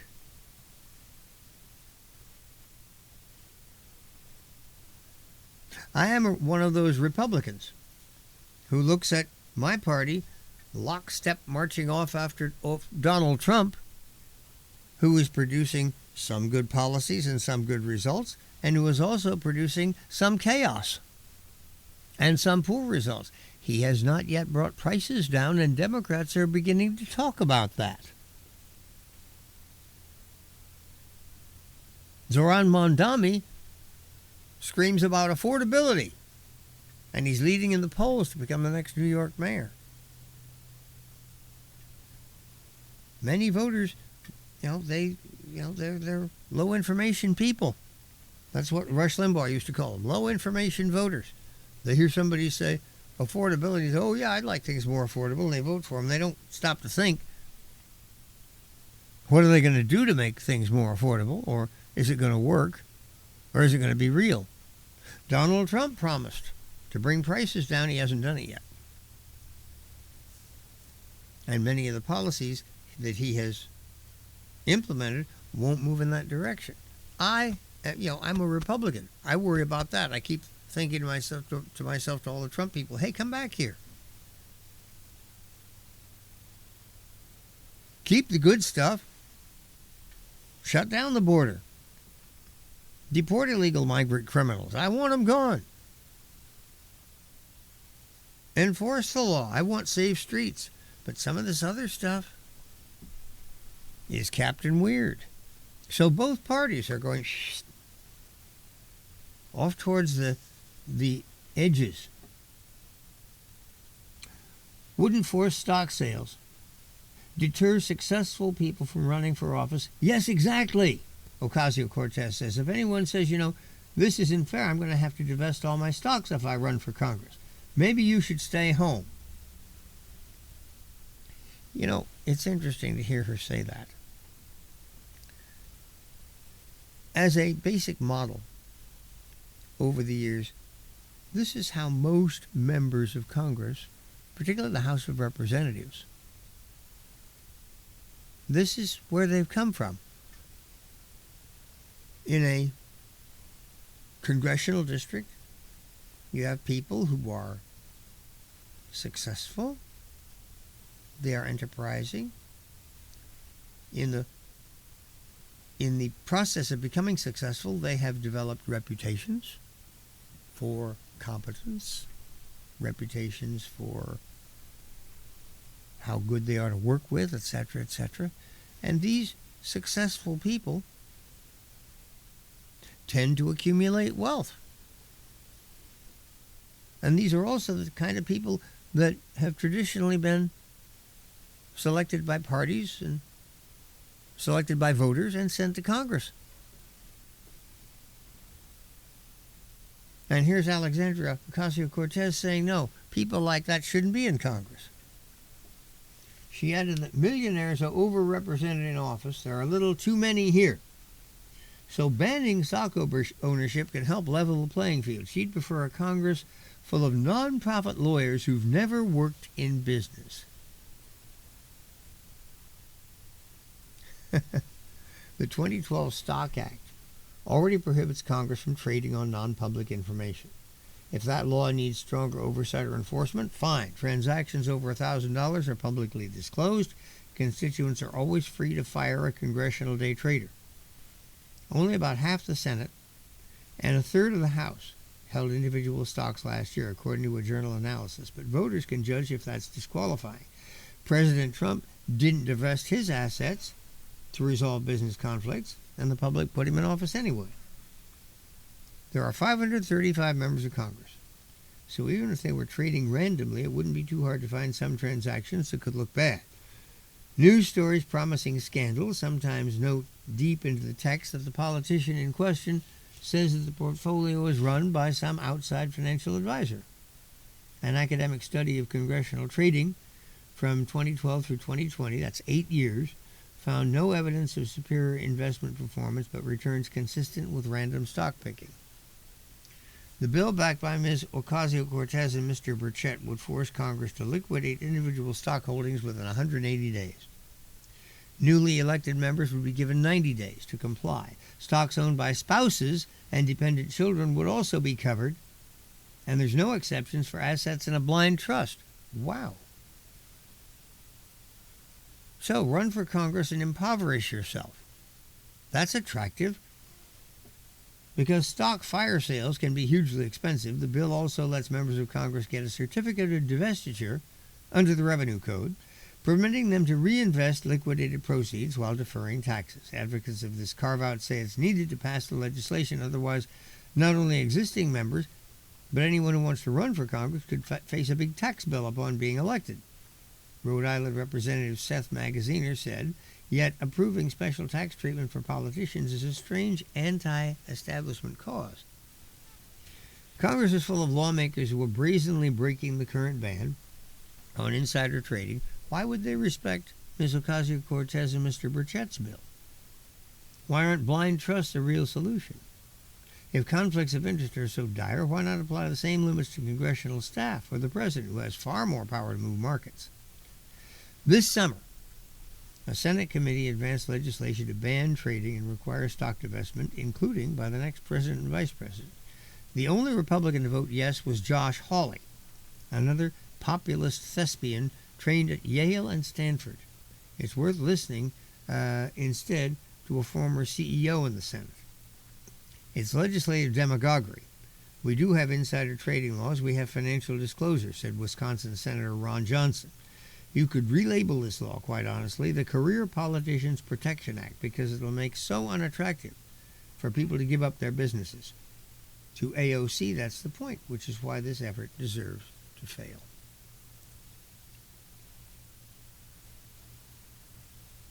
I'm Charles Freedman. The time right now, 10 minutes before 11 o'clock. 10 minutes is, in radio, that's a lot of time, quite a bit of time. So I still have ample time resources to deal with your telephone call. Appreciate your giving us a buzz, raising the concerns you have, asking your question, etc., etc. 831-265-5050 is the telephone number. I spotted this the other day and thought that it was something that deserves to be brought to your attention, because it's a topic that we hear of occasionally. There are, well, I'll just cut loose here. This is Bill Barr, the former Attorney General. A small group of activists are waging an intense legal battle to stop the permitting of a proposed Arizona copper mine. Their bid to derail development of the world's second largest untapped copper deposit has attracted a strange bedfellow. Religious liberty organizations embracing reckless legal theories and false narratives. No mineral is more essential to modern society than copper.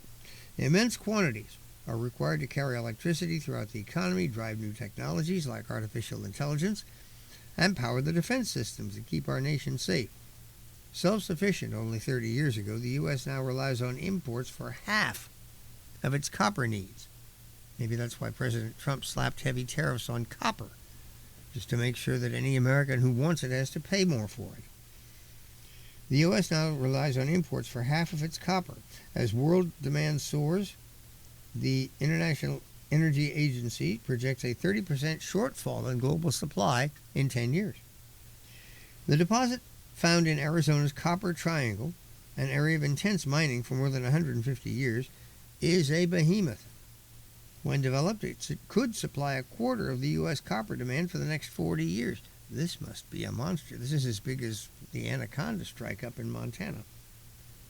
Some of the find lies under federally owned land known as Oak Flat, a 6.7 square mile section of federal land adjacent to the historic Magma copper mine. In 2014, after a decade of deliberations, including intensive consultations with all tribal groups potentially affected, Congress enacted a carefully crafted compromise directing that 2,422 acres of federal land, including Oak Flat, be reconveyed to Resolution Copper, a private mining company, in exchange for the preservation in perpetuity of 5,459 acres of environmentally sensitive and culturally important land. So, it's roughly a 2-to-1 thing here. A little less, actually. So, about 30% to the Resolution Copper Company, 70% preserved. Many Apache people support the project. It will create thousands of jobs and pump billions of dollars into the local area. But the nonprofit, anytime you see the word you see, I'm just the opposite of the left. They think profit is a bad thing. Me, when I see nonprofit, all my antennae go up.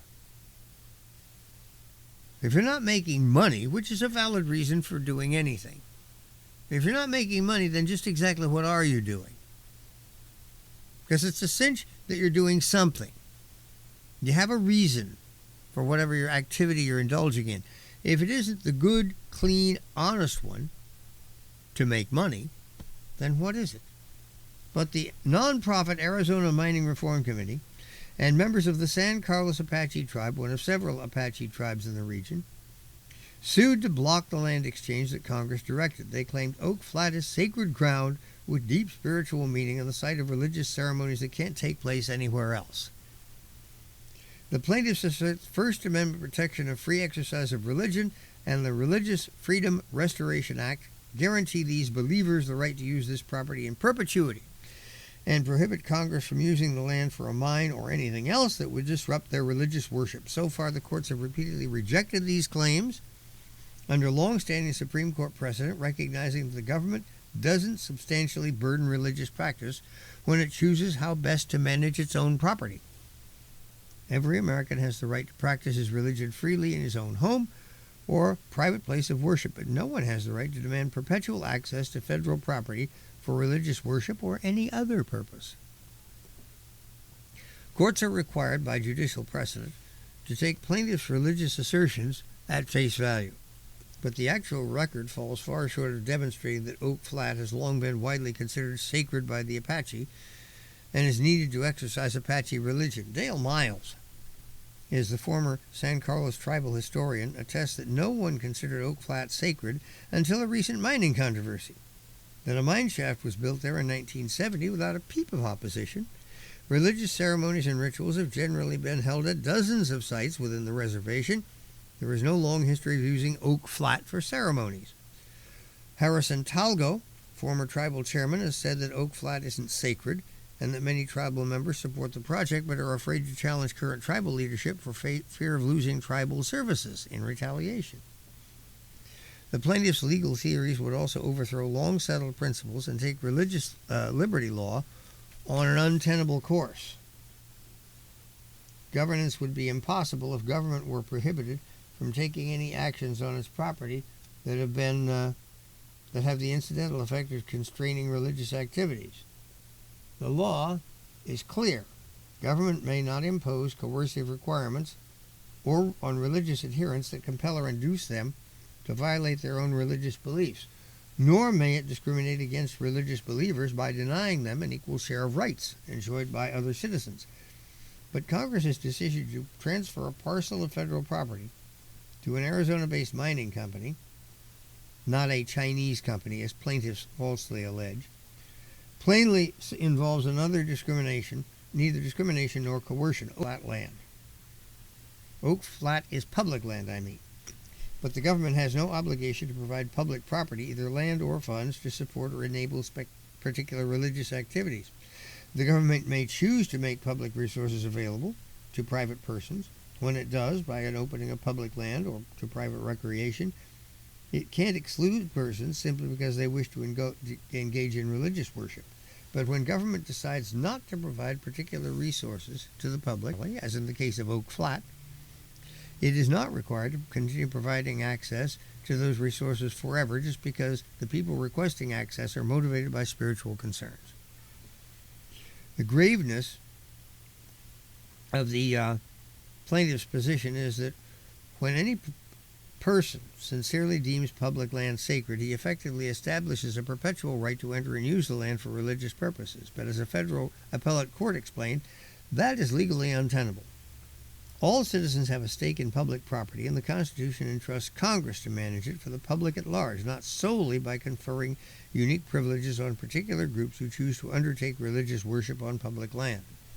When it comes to access to public resources, the law guarantees religious adherents equal rights, not greater rights.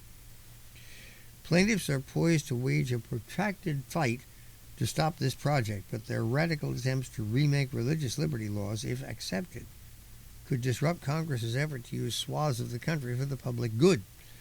Some Indian tribes sincerely believe that entire forests, rivers, or mountain ranges are sacred.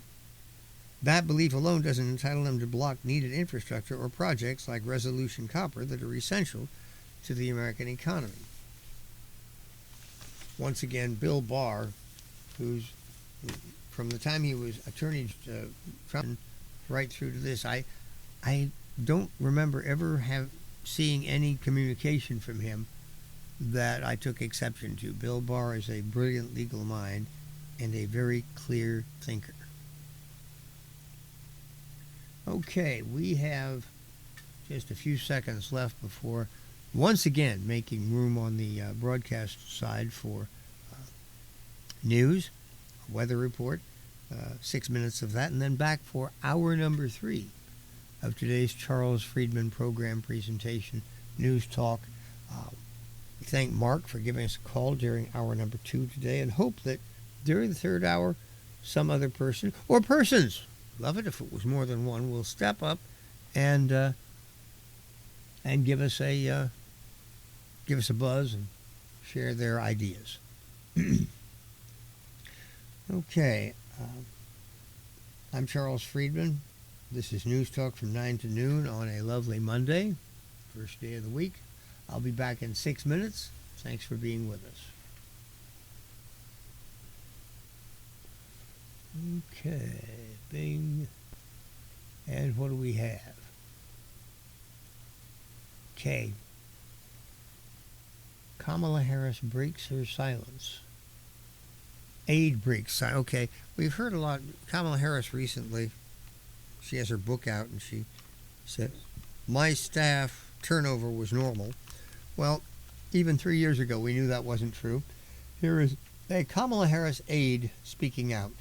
There have been a lot of rumors about an alleged toxic work environment in the office of Vice President Kamala Harris. Several Harris staff members have resigned, describing it as abusive, and saying that people were, quote, treated like shit. We have an exclusive interview with one of Kamala's longtime aides who insists the rumors simply aren't. Here's the Vice President's communications assistant, Ashley Simmons. Miss Simmons? Hi, thanks for having me. We've heard that the Vice President's office is a difficult place to work. What has your experience been like? Look, these rumors are ridiculous. It's a bunch of right-wing media lies spread by haters and trolls. The Vice President's office is not only a wonderful place to work, but a rewarding one. In fact, there's no one I'd rather work for than Vice President Harris. So Kamala Harris herself is a good boss? Because some have alleged that these problems are coming from the top down. Don't be silly. Kamala Harris is the nicest, kindest, sweetest, most generous, loving, pretty, intelligent. Don't forget generous. I said generous already. She's the most wonderful person I've ever met. Ashley, is there someone in the room with you? Nope. I'm here by myself, speaking entirely of my own free will and have not been coerced or threatened in any way. Because according to interviews with 22 former employees, the workplace was described as tense, harsh, and dour. No, it's a great place to work. Super nice. Not toxic or harsh or whatever. Ow. Kamala's awesome. She's America's sweetheart. But one insider even said she has a short fuse and throws people under the bus. Nope. She has a great fuse and doesn't throw anything. No temper. No temper at all. Kamala is extremely likable and good at her job. Is Kamala there with you now? That sounds like her laughing. No, she's not here. She's off fixing the economy or visiting the border or something. Like Kamala always says, it's time for us to do what we have been doing. And that time is every day. That's definitely her laugh. Is she angry at you? Is she hurting you? No. Kamala Harris is the greatest boss of all time. Are you under duress? Blink twice if you're being held against your will. It's terrible. I'm being held against my will. Please send help. Please. Miss Simmons? We seem to have lost the video. When we come back, we'll look at the rising unemployment rate among Kamala Harris's staff.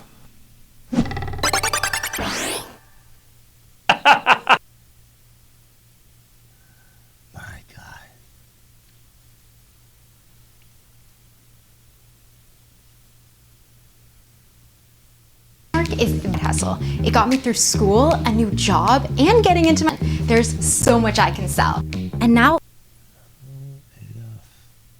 On how to survive virtually any scenario. Shark attack, lightning storm, or even the zombie apocalypse. But today we're going to cover the hardest possible situation to survive in. A Kamala Harris presidency. Here are 10 helpful tips on how to stay alive under President Kamala. Start preparing now by saving thousands so that you can buy a gallon of milk. Milk. Start developing a taste for alternative foods like bugs, rocks, and even pets. I hope you like cat meat. Go into hiding for 1,000 years. At which point human civilization will slowly begin re-emerging from the smoking ruins Kamala left behind. Fun? Make sure to paint your doors with the colors of the rainbow flag, so the secret gay police will pass you by. Flag, please, freeze! Stock up on the things that will be scarce under President Kamala, such as food, water, shelter, air, love, peace, joy, happiness, and bugles. Make sure to stock up on bugles. Not only are they tasty, but you can put them on your fingers, pretend that you're Wolverine. Grab onto the tail fins of Elon's next rocket to Mars and hold on. Your chances of survival aren't great, but they're better than staying here. Don a sombrero and a fake mustache. Pretend you're here illegally. Tons of great benefits like free hotel flights, a fully loaded debit card, not to mention free chips and salsa. We Mexicans have endless chips and salsa. Oh boy. Well, we're getting where we need to be here. Something about those Babylon Bee videos that's quite addictive.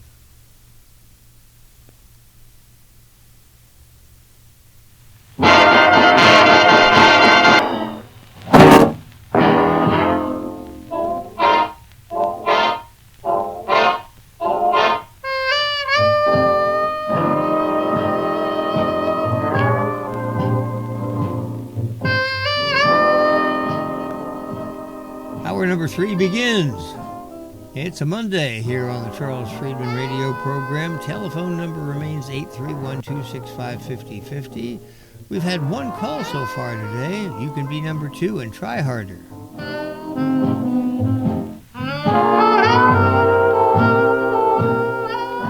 For you younger people, that is an allusion to a commercial that Avis Rent-A-Car put out years ago. Hertz was the number 1. rent-a-car company. Avis was number 2, and they had a whole advertising campaign built around, we're number 2, but we try harder.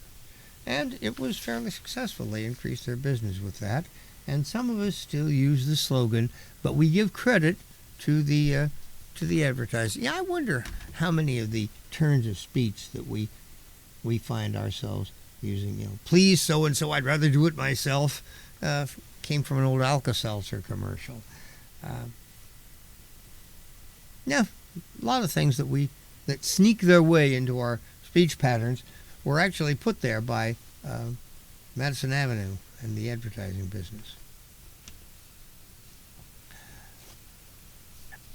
Andy Kessler has a column today with such an amusing title that I simply have to get ready for Trump GPT. Now, what in the world would that be? Add tech CEOs and European leaders to the list of those blatantly buttering up President Trump. Yes, you have to flatter to matter. At a recent White House dinner, Apple CEO Tim Cook said thank you 8 times in less than 2 minutes. Call it eye groveling. Meta founder Mark Zuckerberg seemingly made up a $600 billion U.S. investment on the spot. Thankfully, unlike NATO Secretary General Mark Rutte, they didn't call him Daddy. I'm glad for all these kissing up episodes because in my spare time I'm feverishly working on a proprietary large language model I call Trump GPT. It's made to simulate the new president as a chatbot. Maybe I'll get comedian Shane Gillis' impression of the president for the voice. Trump GPT is the ultimate tool to help garner future favors. Like all good generative artificial intelligence, dealing with the president simply takes a little prompt engineering to get what you want. Inputs to the model are every speech, executive order, press conference, Truth Social post, foreign leader reaction, The Apprentice, transcript, and press clipping. While Mr. Trump seems to apply a Vulcan mind meld on leaders and voters, Trump GPT works in the other direction. It's engineered to help influence his thinking.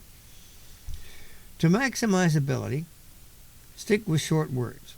Big, winning, jobs, first, deport, bad. Offer millions in U.S. investment and then shout, America is back.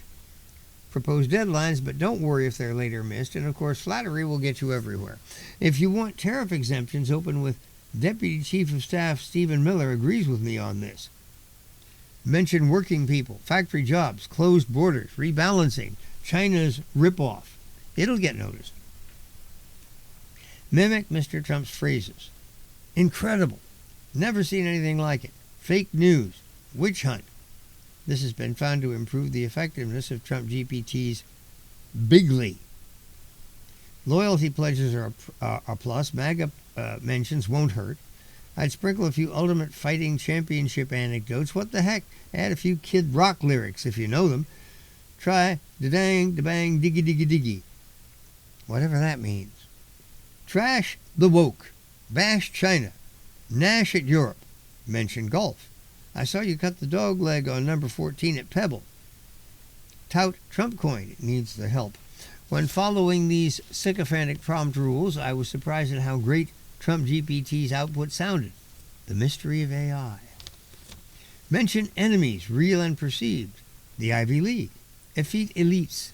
Progressives. Leftists. Rosie O'Donnell. Law firms that wouldn't do business with him in the past. Vindication runs deep in Trump GPT, but warning, whatever you do, don't mention Jeffrey Epstein, or maybe even Robert F. Kennedy Jr. of late. I've included a random number generator in Trump GPT to help set tariff rates. Oh, that's the best. I've included a random number generator in Trump GPT to help set tariff rates. Strangely, there's a huge glitch that overrides the model, something known as LPTT, last person talked to. Remember April 9th, when stock markets were going berserk over reciprocal tariffs? Treasury Secretary Scott Bessent and Commerce Secretary Howard Lutnick waited until Trump-touting trade advisor Peter Navarro had a meeting on the other side of the White House before pouncing on the president. Without interference to recommend a tariff pause, it worked. All AI models have flaws. I'm working on it. You want memes? Hey, we got memes. Mr. Trump beating Carlos Alcaraz in tennis. Mr. Trump is a crime fighter in Chicago. Post them on X and Truth Social to raise your profile, and as a troll on Blue Sky. Trump GPT's text-to-video feature hits the president's preferred medium. Sadly, like most AI, Trump GPT is prone to hallucinations. No worries, the New York Times will probably assign a bureau to track them.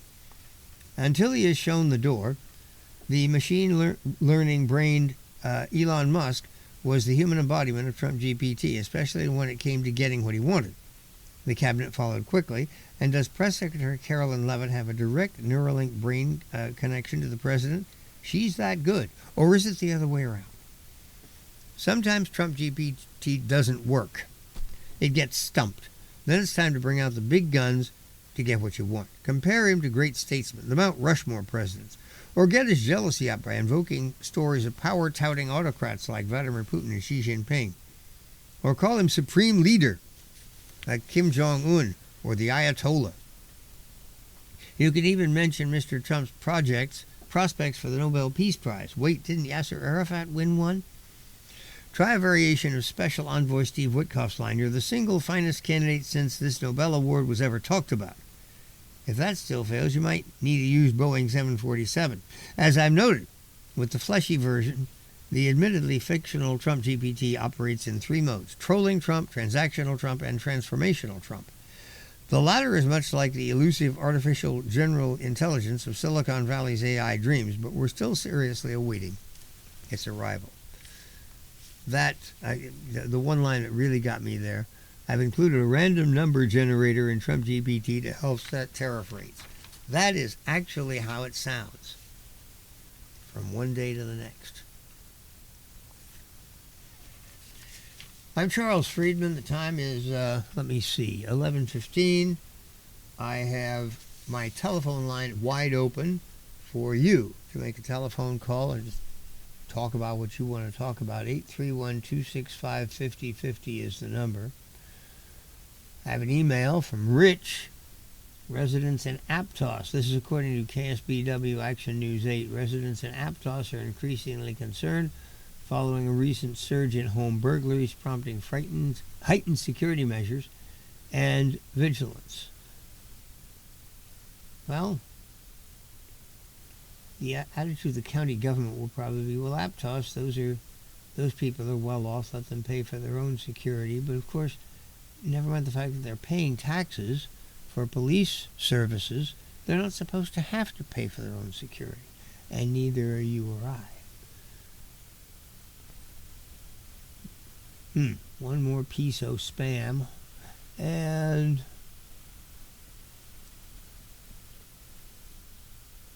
here's a piece of political news. Governor Kathy Hochul of New York has decided to endorse Zohran Mamdani. There's a piece here that says why she's doing it, but it's in the New York Times, so it probably won't let me look at it. Let's find out.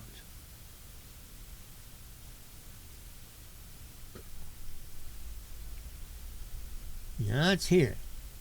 In the 4 years since I became governor of New York, one of my foundational beliefs has been the importance of the office working hand-in-hand with the mayor of New York City for the betterment of the residents. Question, who will be the next mayor? I take it extremely seriously. I'm endorsing Zohran Mamdani. In the last few months, I've had frank conversations with him. We've had our disagreements. I heard a leader who shares my commitment to a New York where children can grow up safe in their neighborhoods and where opportunity is within reach for every family. That makes no sense at all. Children can grow up safe in their neighborhoods. This guy wants to get rid of the police and release offenders. He doesn't want to put anybody in jail. He doesn't believe it's right. So Governor Hochul obviously is irrational. I heard a leader focused on making New York City affordable. A goal I enthusiastically support. Yeah, the way you... How do I explain this? The market sets a price for everything. Housing, food, you name it. The market price is the one where supply and demand match. at that particular price, there's enough product available to satisfy every willing buyer.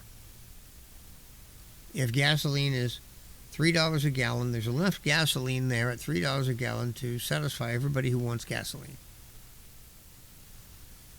If you compel gasoline to be sold at $2 a gallon, if you come along and you pass a law saying you have to charge $2 a gallon for gasoline, if that's below cost, what's going to happen? People who produce gasoline are not going to want to sell it because every time they sell a gallon, they'll lose money. So what's going to happen? They're going to hold it back from the market because they know that it's worth more than they're being told they can sell it for. So if you have something you know it's worth $10 and somebody tells you have to sell it for $8, what are you going to do? You're going to hide it. You're going to say, it's worth $10. I don't want to give it away for $8. I'm going to keep it somehow. So you take it away. And what does that create in the marketplace? It creates shortages. Shortages. Which, incidentally, was the middle name of the old Soviet Union. They didn't have anything. Oh, it was all affordable, but it wasn't there. I want to buy a car. Put your name on this list. We'll call you in 10 years. And if you think I'm exaggerating, no, I'm not. 10-year wait for an automobile. There are thousands of Americans who will buy a car today. And anybody who decides to buy a car today knows damn well he can. The idea of putting your name on a list and waiting years for your new car is utterly foreign to us. But this is the world of Zohran Mamdani. If he forces housing to be available at below cost, people will stop producing housing. Nobody pays for the privilege to work. People expect to be paid for working. That's reasonable. That's rational. Zohran Mamdani doesn't see that. He believes that if you expect to be paid for work, there's something wrong with you. You're morally suspect. You're doing things to make money. You're interested in showing a profit. That makes you a bad person. And now Kathy Hochul is going along with all this. You know, she has done some pretty wild things during her 4 years as governor of New York. This is the most insane thing I've seen Kathy Hochul do. For the governor of the state, who's going to have to work with this mayor, to endorse somebody who is a utopian loon, I mean, wow.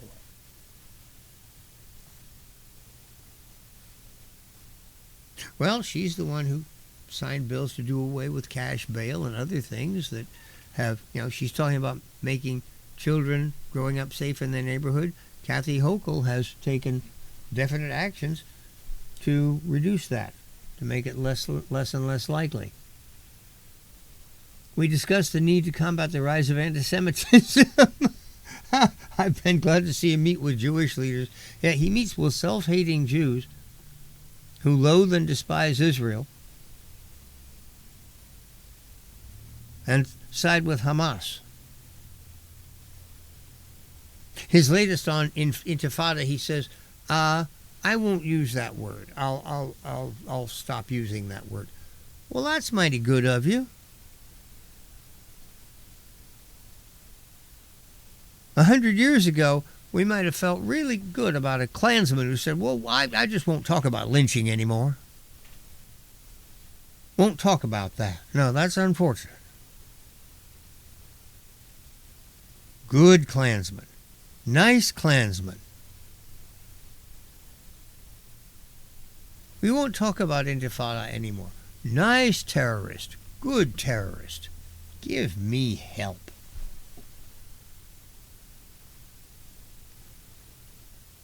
In light of the abhorrent and destructive policies come out of Washington every day, Well, the main thing that Mr. Trump has been doing in regard to America's cities, he's trying like hell to browbeat them into actually keeping their streets safe. I can understand President Trump getting frustrated about that. After all, he is not empowered. President of the United States is not a county sheriff or a mayor or a chief of police. He has no authority in that regard under the Constitution. So he's trying to figure out ways. He says, well, I do have federal authority over immigration. I can send in Immigration and Customs Enforcement to enforce those laws. And he's right about that. And he can hope that maybe the effect of that will bleed over into other things and produce reductions in other crime. Well, particularly if you apprehend and deport criminals who happen to be here illegally, obviously that makes the streets safer. But most of the crime is committed by people who are citizens. Most of the crime is not being committed by illegal aliens. Most of the crime is being committed by people whom you can't deport because they're citizens. And in order to arrest them, you need cops to do it. And mayors like Zoran Mondami will simply say, no, I'm not going to do that. Oh, saw a thing the other day. There's an actual race going on for Manhattan DA. Manhattan DA, that's the office that Thomas Dewey held years ago. And he used that as a springboard for a great political career. Almost got him into the White House. He put away Lucky Luciano and other major crime figures. Essentially, he did the same work there that Rudy Giuliani did years later as state's attorney for Southern District of New York. But Dewey did it by getting elected Manhattan DA. For years, the Manhattan DA was a Democrat named Robert Morgenthau. I think he held the office for something like 35 years. Got reelected every 4 years and ran a good office. And today there's a candidate calling for a restoration of the Morgenthau administration in Manhattan, and that's the Republican nominee running against Alvin Bragg. I forget what her name is. It's a lady. So there is a Republican candidate for district attorney in Manhattan, and that candidate is talking, the normal things that a DA would talk. Enforce the law, prosecute criminals, make the streets safer. We'll see if the voters of Manhattan think that's an attractive message. Oh, before I move off of this topic, one thing I should mention. New York City evidently has a tendency to do the same thing we do here in California. Huge numbers of people do not vote.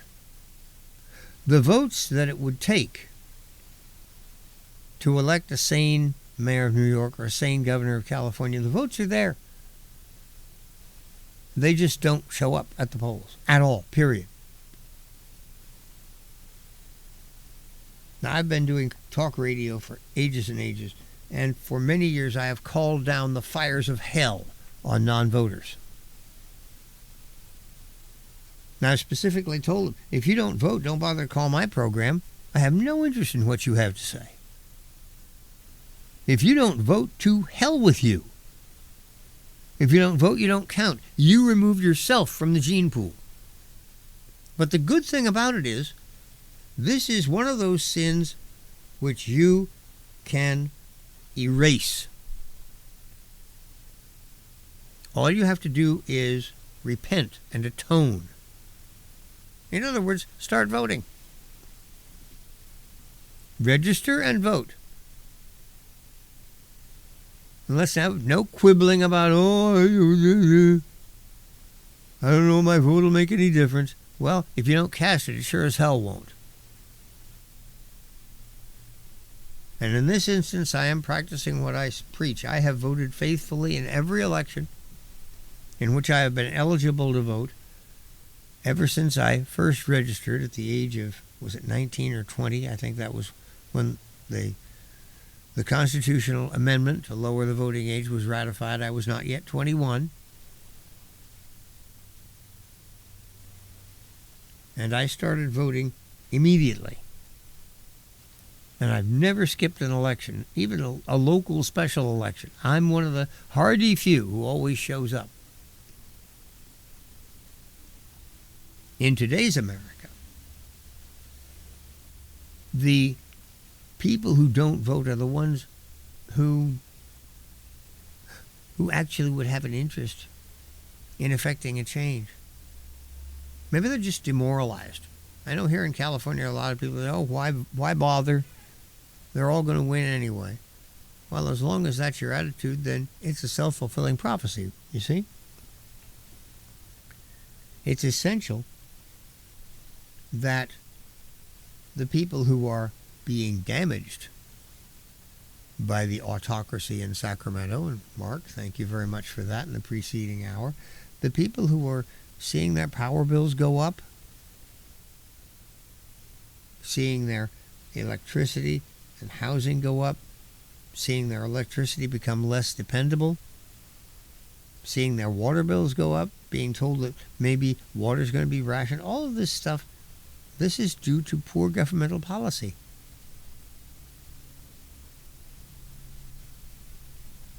California has a higher proportion of people living in poverty than any other state. California has more income inequality than any other state. California is moving toward a third world model. There's fantastic wealth, incredibly opulent suburbs, and shopping malls, and et cetera, for a significant number of people. After all, California has a lot of wealthy people, but we have even more people who aren't. And for those people, California is more and more of an economic hellscape. And people are leaving. I would say to you, don't leave. Vote. Because reclaiming California is not only possible, it's really, really worthwhile. This really is an incredibly beautiful place. If Gavin Newsom were governor of New York, he would be writing this piece that I've been sharing with you about how he's standing shoulder to shoulder with Zoran Mondami. This is what they brought to California. The ultra-left has been running this state.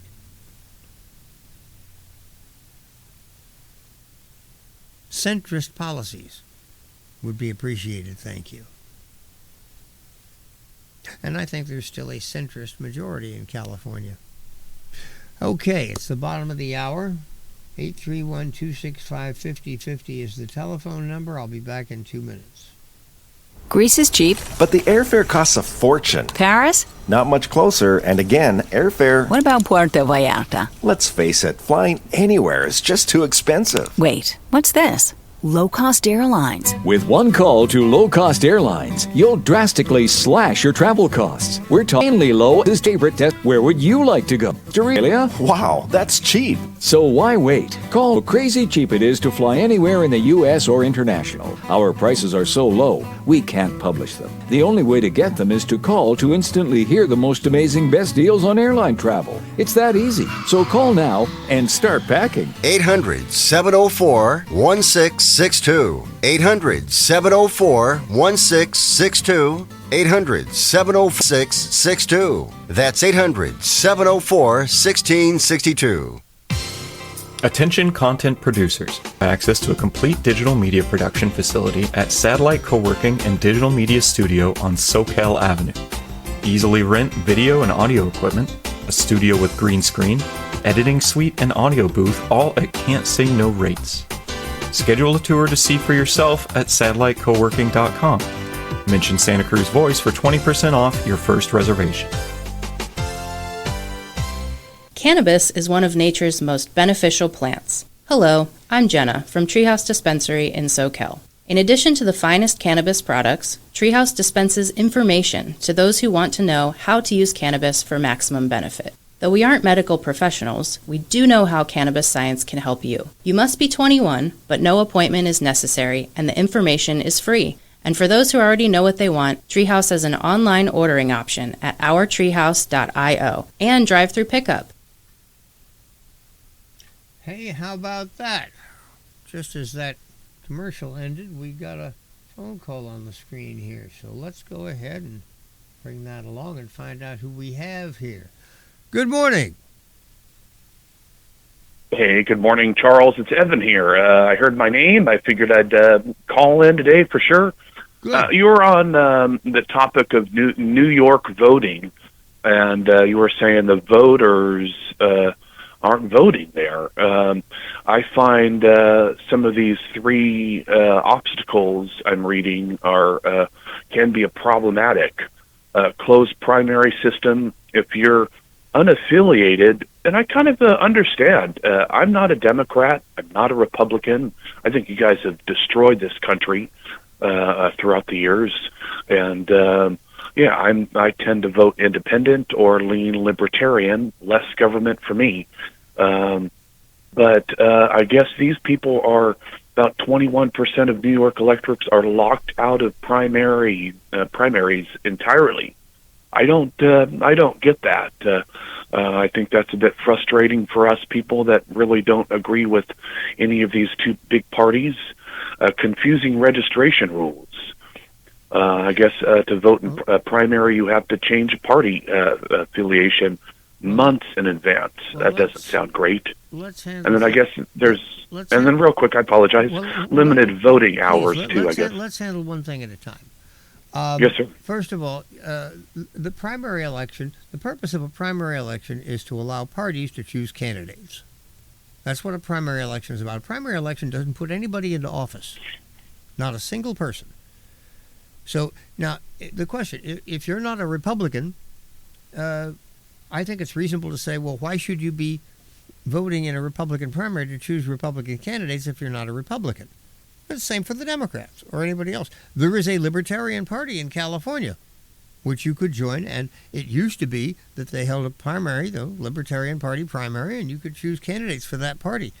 Nowadays, we have this, it's a different system where we have this jungle primary, it's called. Everybody runs against everybody. And as a result, on the November ballot, when people actually do run and get elected, no Libertarian is ever represented. So I find that very problematical. Now, obviously, New York State runs its elections differently than we do, so let's talk about New York. New York still has Republican primaries for Republicans and Democratic primaries for Democrats. I don't think that's problematic at all. And the election that I'm talking about, when people should be voting, is the general election. I would remind you that there are 4 candidates right now for mayor of New York. One is a Democrat, one is a Republican, but the other 2 are independents. So people who do not belong to political parties actually compose half the candidates on the New York mayoral ballot. So you, as an independent, you are not disfranchised or anything even remotely like it. There's 4 choices for you.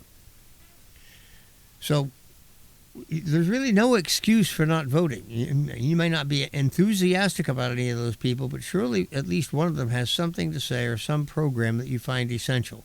I was pretty much determined not to vote for president last time around, but finally Donald Trump convinced me that if I voted for him, he would keep the Ayatollah from getting an atomic bomb. So I did, and he did. But each person, what you decide to vote or why you decide to vote is up to you. I wouldn't pretend to advise you on that. But this idea that, I don't like that they have primaries, okay, then, if you don't want to vote in the Republican primary, don't be a Republican. You don't have to. Oh, no, I didn't say that. I just said, I guess in New York, unaffiliated voters are locked out of primaries. Okay, I so find what? that kind of frustrating because what if they do like a certain... So what? If you're an unaffiliated voter, you can't vote in the Republican or Democratic primary. So you have a couple of things you can do. You can either, A, decide you will be a Republican or a Democrat, so you can vote in that party's primary. That's a choice you can make. Or you could say, to hell with those political parties. I'm going to wait until November, and then I'm going to vote for somebody who doesn't belong to either of them. Well, you said so what, and I think that's more of a question maybe, and let me answer that question. Good. I find my voting a bit frustrating at a presidential level. For instance, I voted for Mr. Kennedy. He was an independent. Now my vote, because independents don't get a lot of leeway in your voting, so that means your Kennedy decided to put my votes towards stupid Trump and your stupid Republicans. Not to say that they have any good things, but again, you guys have been running our country down the hole. So I have a question. When you voted in November, yes? Unfortunately, yeah. Okay. Now, here's yes, my sir. question. I believe that Mr. Kennedy's name was still listed on the California ballot. Did you vote for Mr. Kennedy? Unfortunately, I did. Okay, fine. Now, bear in mind, Mr. Kennedy did not have the ability to take his votes and give them to anybody. Your vote was registered for Robert Kennedy Jr., not for Donald Trump.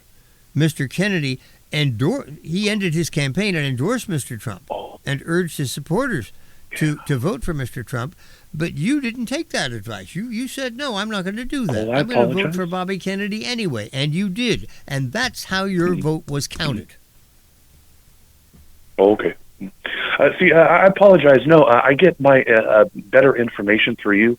I'm not really hugely political, so I do tend to learn a lot from you and your callers, too. So, no, so that's what happens with our independent votes then?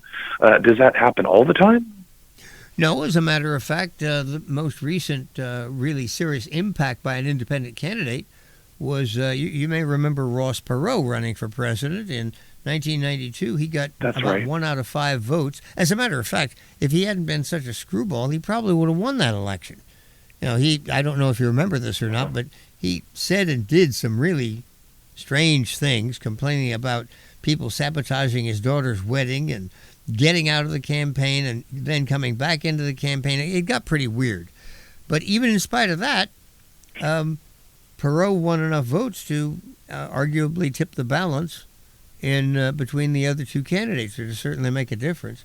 A little while ago, Elon Musk, in a fit of pique, was talking about starting a third party. Now, since he's backed away from that, but it's a reminder that at any odd moment, a person like Robert F. Kennedy Jr. could come along. He didn't have to end his campaign.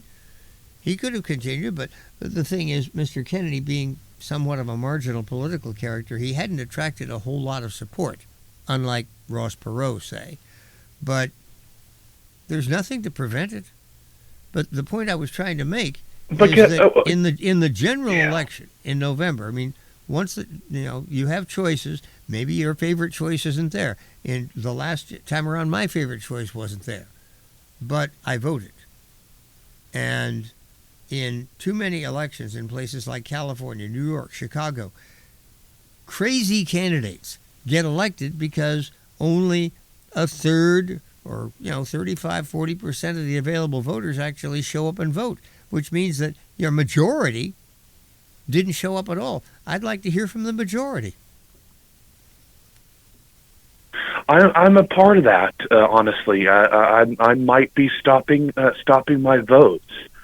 For instance, if I'm a libertarian, I don't find libertarian presidential candidates. Why would I want to vote on a presidential race if my candidate's not there, sir? The next election. And then, honestly, these elections need a third party up there. Well, let me respond to But anyway, both of them. First of all, yes, sir. The next election we have here in California is going to be for governor. You say you're a libertarian. I'm very sympathetic to that. I've actually voted for libertarian candidates from time to time. I have great respect for and sympathy with the libertarian movement. In the November election next year, there will probably be a Democrat and a Republican running. The Democrat will be a protege of Governor Newsom. Now, he's a known factor. We've had him for 8 years now. Governor Newsom should be anathema to libertarians. Libertarians want to be let alone, to make their own decisions, to decide what they want to do. Governor Newsom is continually using the power of the state to compel decisions regarding local zoning, regarding what sort of light bulbs you can use, regarding how expensive your electric power is going to be, etc. Governor Newsom is a very authoritarian type of person. Now, the Republican candidate who runs against, it's probably going to be Katie Porter, the Democrat, but either Stephen Hilton or Chad Bianco will be much more aligned with libertarian principles than Katie Porter. Not perfectly aligned, but then again, frankly, I've never met anybody I was perfectly aligned with. I doubt if you have either. So in an election, it's always a question of which of these people more closely represents a libertarian philosophy. It shouldn't be very difficult for you to choose a Republican over Katie Porter for governor next time around. And for that reason, you should vote, because we're outnumbered. We need every vote we can to change the direction of things here in California. And now you also talked about the need for a new party. There have been people, at least to be in at least to be in these elections to talk. We need these Chad Biancos in these big elections. Who is this guy? Well, I'd like to know who these guys are, to listen to them. Yeah. But anyway, you're getting up to about your 15 minutes. I'd love to have you get your show back, sir. I could talk to you all day and listen, so I appreciate it, and thank you, sir. And thank you, Mark, too, for calling in, your first caller. Have a good day. And you you too, have a great rest of your Monday. Well, I don't know. I wish I had a nickel for every person I've heard say, we ought to have more than just two-party. If you read the Constitution, there's no place in it where it says there shall be two political parties. Matter of fact, the drafters, the framers of the Constitution, had real contempt for political parties. They didn't like them at all. In those days, the early days of the Republic, there was another word for them. They were called factions. Factions. A faction was a group of people making common political cause and exerting political pressure. And, well, President Washington, for example, spoke many times against the concept of factions. He didn't like them.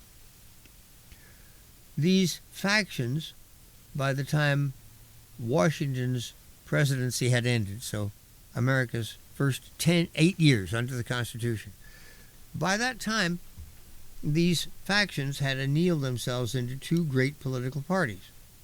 On the one side, the Democrat-Republicans, and on the other side, the Federalists. Now, neither of those political parties still exist, but one, the Federalists, was the lineal ancestor of the Republican Party. And the other, the Democratic Republicans, was the lineal ancestor of the modern Democratic Party. And again, there was no law that dictated this. These two parties simply came about as a result of people's actions. And it's somewhat understandable. There's a complaint about, well, there's only two parties. Well, here's a question for you. On any given issue, how many positions can you take? Somebody says, resolve that capital punishment should be abolished. And you say yes, or you say no. It's binary. Your taxes should be raised. Yes, no. Global warming is an existential threat for which we should destroy our state economy. Yes or no? So the idea that one group of people would say, the federal government or governments need to be more active, need to do more. Well, bear in mind, we're talking about the 18th century, at which point governments were quite vestigial in this country. Alexander Hamilton, who was the biggest federalist running around in those days, wanted a more authoritative, more powerful central government. In 1799, that was a perfectly reasonable position to take. I submit to you that to take the same position in 2025 is ridiculous. Because, obviously, the circumstances have completely changed. In those days, the federal government was a foreign entity to most people. They had no contact with it at all. Oh, they paid taxes, but most of those were local taxes. Any owner of property paid property taxes. That's local. Federal government's never collected a property tax. How'd the federal government collect taxes? Duties and imports mostly. So when you bought things on which those had been charged, then you paid taxes, but it was indirectly. Today's federal government is onerous in its impact on people. But again, the basic question still endures. The federal government should do more or should do less? More or less? Two choices. Now, as I've mentioned, the Constitution did not dictate two political parties. It didn't dictate any political parties. So to Evan and thousands of others who say the same thing, another political party. Time after time in American history, people, energetic, well-meaning people have sought to launch another political party. Inevitably, what has happened is that one or the other of the existing parties has stolen their clothes. Essentially, what they do is they adopt their platform and say, hey, we're for the same thing you are, come and join us. Good example of that, 19th century. In the late 19th century, a populist party grew up. We still hear that word, populist. Populist party, the People's Party. And it was mostly made up of farmers, and they were interested in being able to pay off their debts with cheaper money, so they wanted inflated dollars. And in 1896, the Democrats said to them, hey, look, we've nominated William Jennings Bryan for president. He believes in everything you believe in. And so what happens? The populists also nominated Bryan for president, and at that point the populists became subsumed into the Democratic Party. They had an impact on policy, but as a party, they didn't survive because they were co-opted. Their program was adopted by the Democratic Party. And isn't that what you were trying to accomplish? If one of the big parties adopts your program, then you've succeeded. Unless, of course, in the general election, that party loses, which is what happened.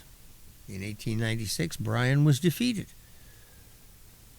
But it was because the American people didn't want cheap money. They understood the value of a solid dollar, and they voted for the party of hard currency. And that was how the choice was made. Teddy Roosevelt launched a third party in 1912. I mean, Teddy Roosevelt was a bigger-than-life figure, always been a hero of mine. And that's why I think of all the third-party efforts that ever came along, Teddy's was the most successful. In the 1912 election, normally your third party runs third, right? Third party runs third. Teddy Roosevelt is the only time that didn't happen. Did you know that? Teddy ran second in a three-man race. Now, since the Republicans were a majority party at that time, Teddy split the Republicans. but you wound up with Wilson getting, I think it was 42% of the vote, Teddy getting about 30%, and the Republican, poor President Taft, stuck down in third place with 20% or something like that. Humiliating. But here's the thing. By the time 4 years had gone by, Teddy had rejoined the Republican Party. And Republicans fielded a unified candidacy, Charles Evans Hughes, and came within an eyelash of defeating Mr. Wilson. Very close election.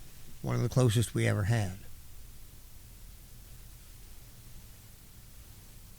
But third parties, where they've come along, have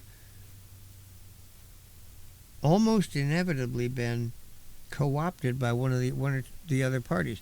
The Republicans co-opted Teddy Roosevelt's progressives. They said, "Okay, we want you back. We'll adopt some of the ideas that you had.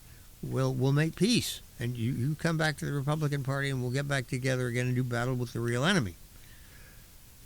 And it worked that way. George Wallace tried starting a third party in 1968. But it was pretty much a regional party. He carried a few states in the Deep South, unreconstructed segregationists who thought that they still had a chance to hold off the Civil Rights Revolution. They were foolish. Now, his party was strictly an exercise in reaction.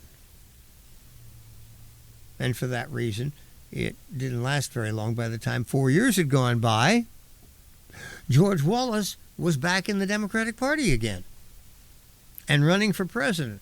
And here's a little secret that most people don't realize. At the time, Wallace was shot during the course of that campaign and disabled horribly. Spent the rest of his life in a wheelchair. But at the time of his shooting, at the time he was shot and taken out of the campaign, George Wallace had won more Democratic primary votes than any other Democratic candidate.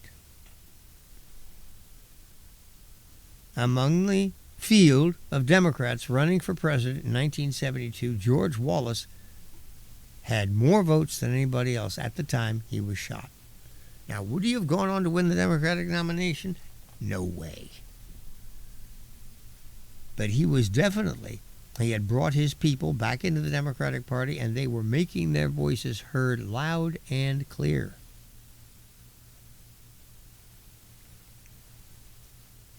This has been, over American history, the primary reason for third parties.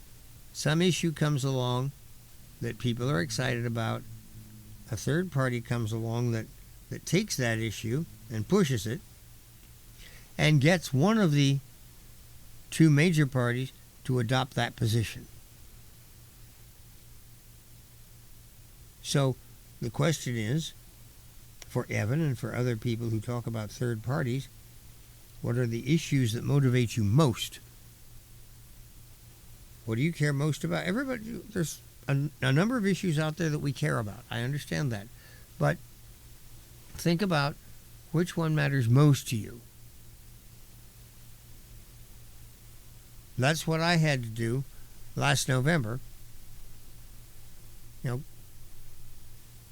Tariff mayhem may have bothered me, but what bothered me even more was the idea that a crazed religious fanatic would wind up with an atomic weapon. And I couldn't see Kamala Harris doing a thing to stop it. Donald Trump, on the other hand, said many times and very unequivocally, he said, "I won't permit it." And over time, I've found that when Mr. Trump, makes a definite promise, particularly when he repeats it, it's real. And so I voted for him, and he kept faith with me. So I got my way on the issue that was most important to me. Ayatollah, don't get the bomb. And I got what I voted for.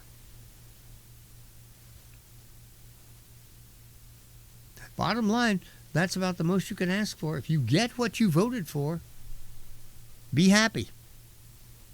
Now, does that mean you have to support a president across the board on everything he does? I have never supported any, even Ronald Reagan, whom I absolutely adore, the greatest president of my lifetime. Did I go along with every single statement and every single policy he made? No. No, we had differences.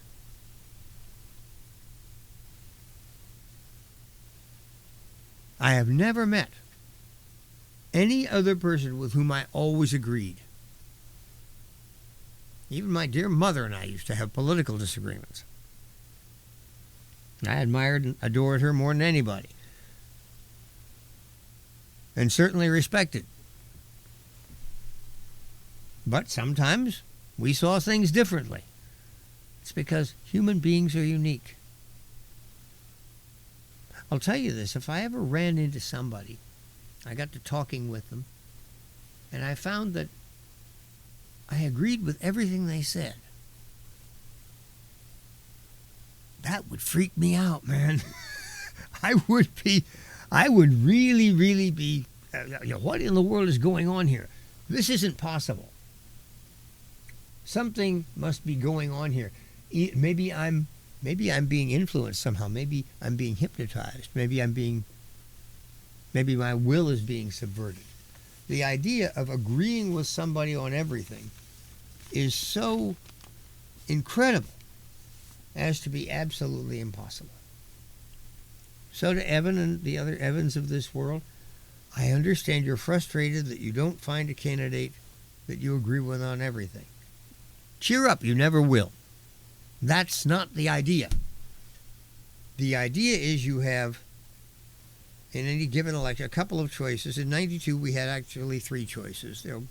Perot actually did have a reasonable chance of getting elected president. But in each case, it's a matter of choosing the one that you agree with the most, or on the issues that matter the most to you. And there is no excuse. You talked about, well, I'm thinking I won't vote. That's no way to think. You remove yourself from the gene pool, for one thing. If you don't vote, you've given up your own voice.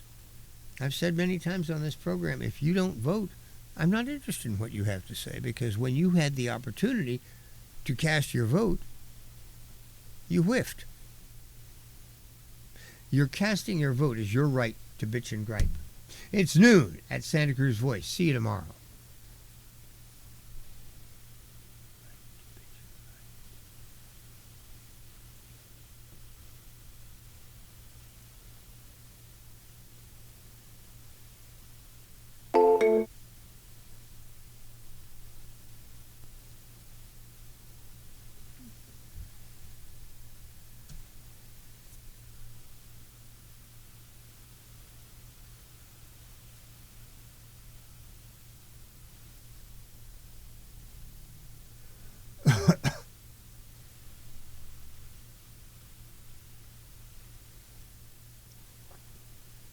$201.